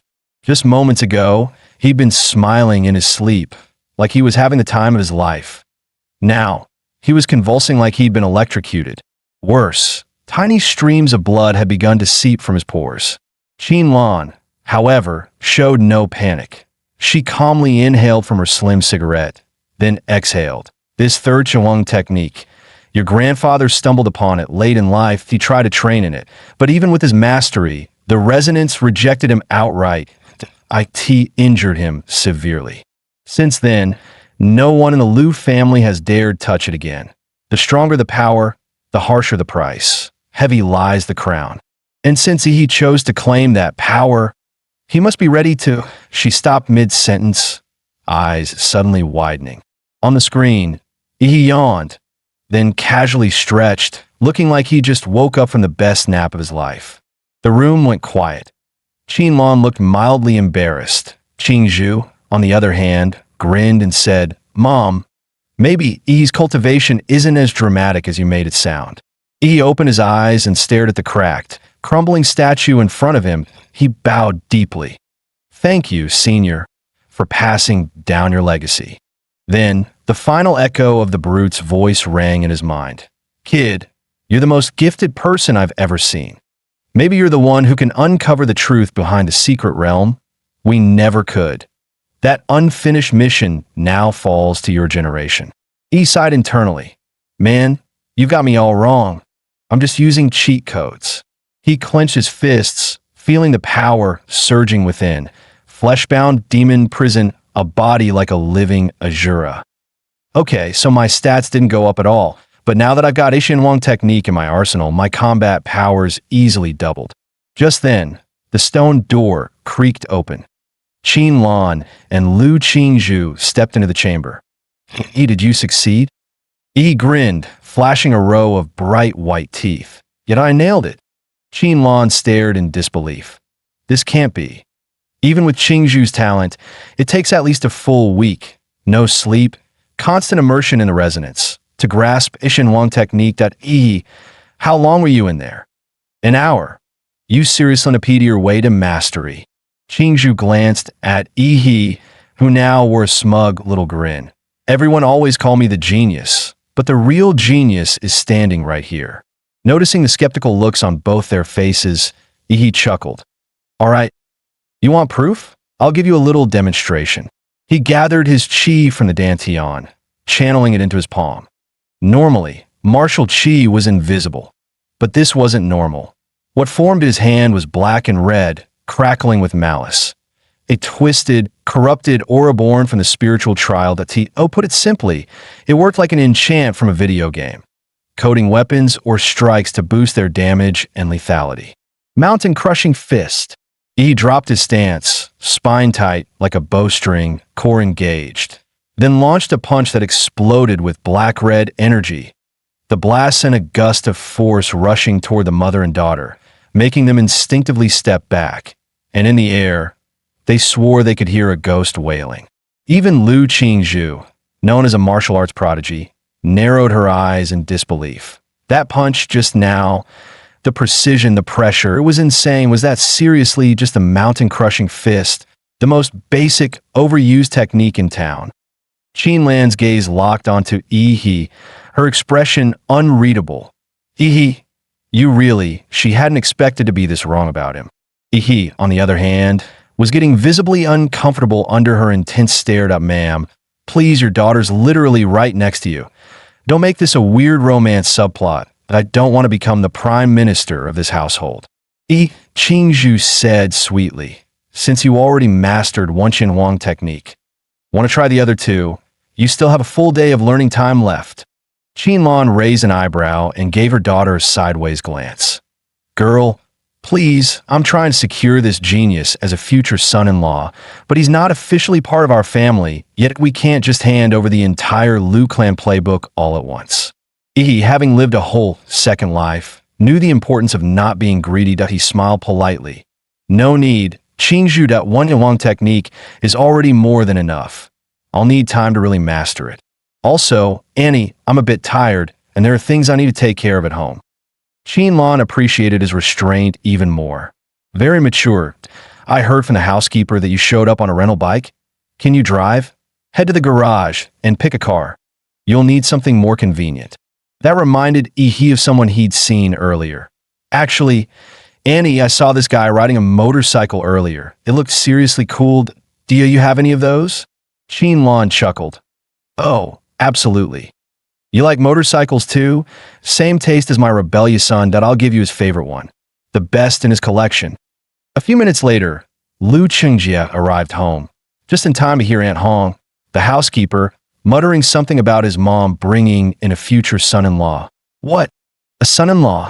I gotta see which lunatic thinks he's worthy of my sister. She's not just beautiful. She's a once-in-a-century prodigy in all of Anqing. No way some random guy is good enough for her. That rental bike punk from earlier really ticked me off. He scared off the girl I just picked up. If I ever see him again, I swear I'll teach him what real trouble looks like. Just as Lu Chengjie was fuming with rage, something whooshed past right in front of him. He turned, and his jaw dropped. Wait, that guy. That's the rental bike dude. Why the hell is he riding my custom motorcycle? Later that night, back at home, he pulled out 5 monster cores he had collected from a secret realm. Time to gulp them down and absorb the power inside. Last time, dry swallowing them nearly killed him. This time, he came prepared with some soul-boosting dipping sauce. He picked up a core, dipped it in his signature spicy sauce, and swallowed it whole.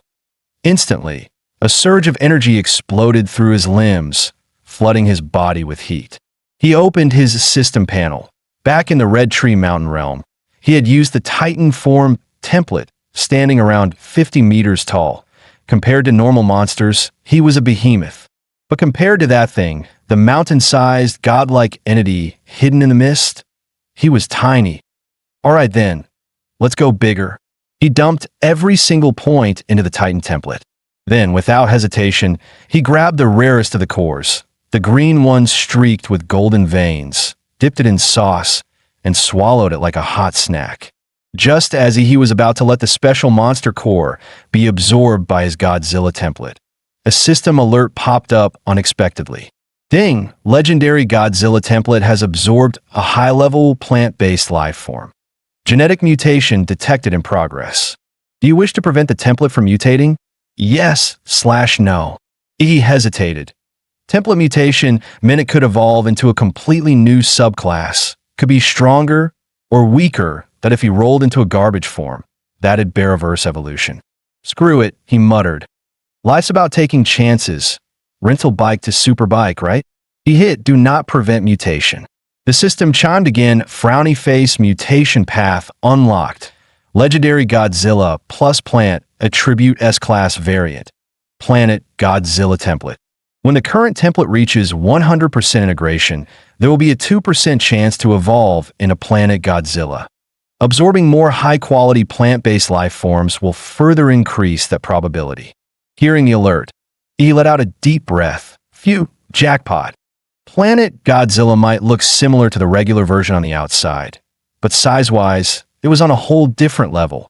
Over 300 meters tall, weighing in at more than 1,000,000 tons, officially dubbed the largest Godzilla in recorded history. And power-wise, every stat was a straight-up upgrade from the legendary version. But first, his current template needed to hit 100% integration. Time to grind fast. As he was still mapping out his next steps, a deafening explosion rocked the outside world. Through the window, flames burst into the sky, lighting up the entire night. He froze. What the hell? Is this a terrorist attack?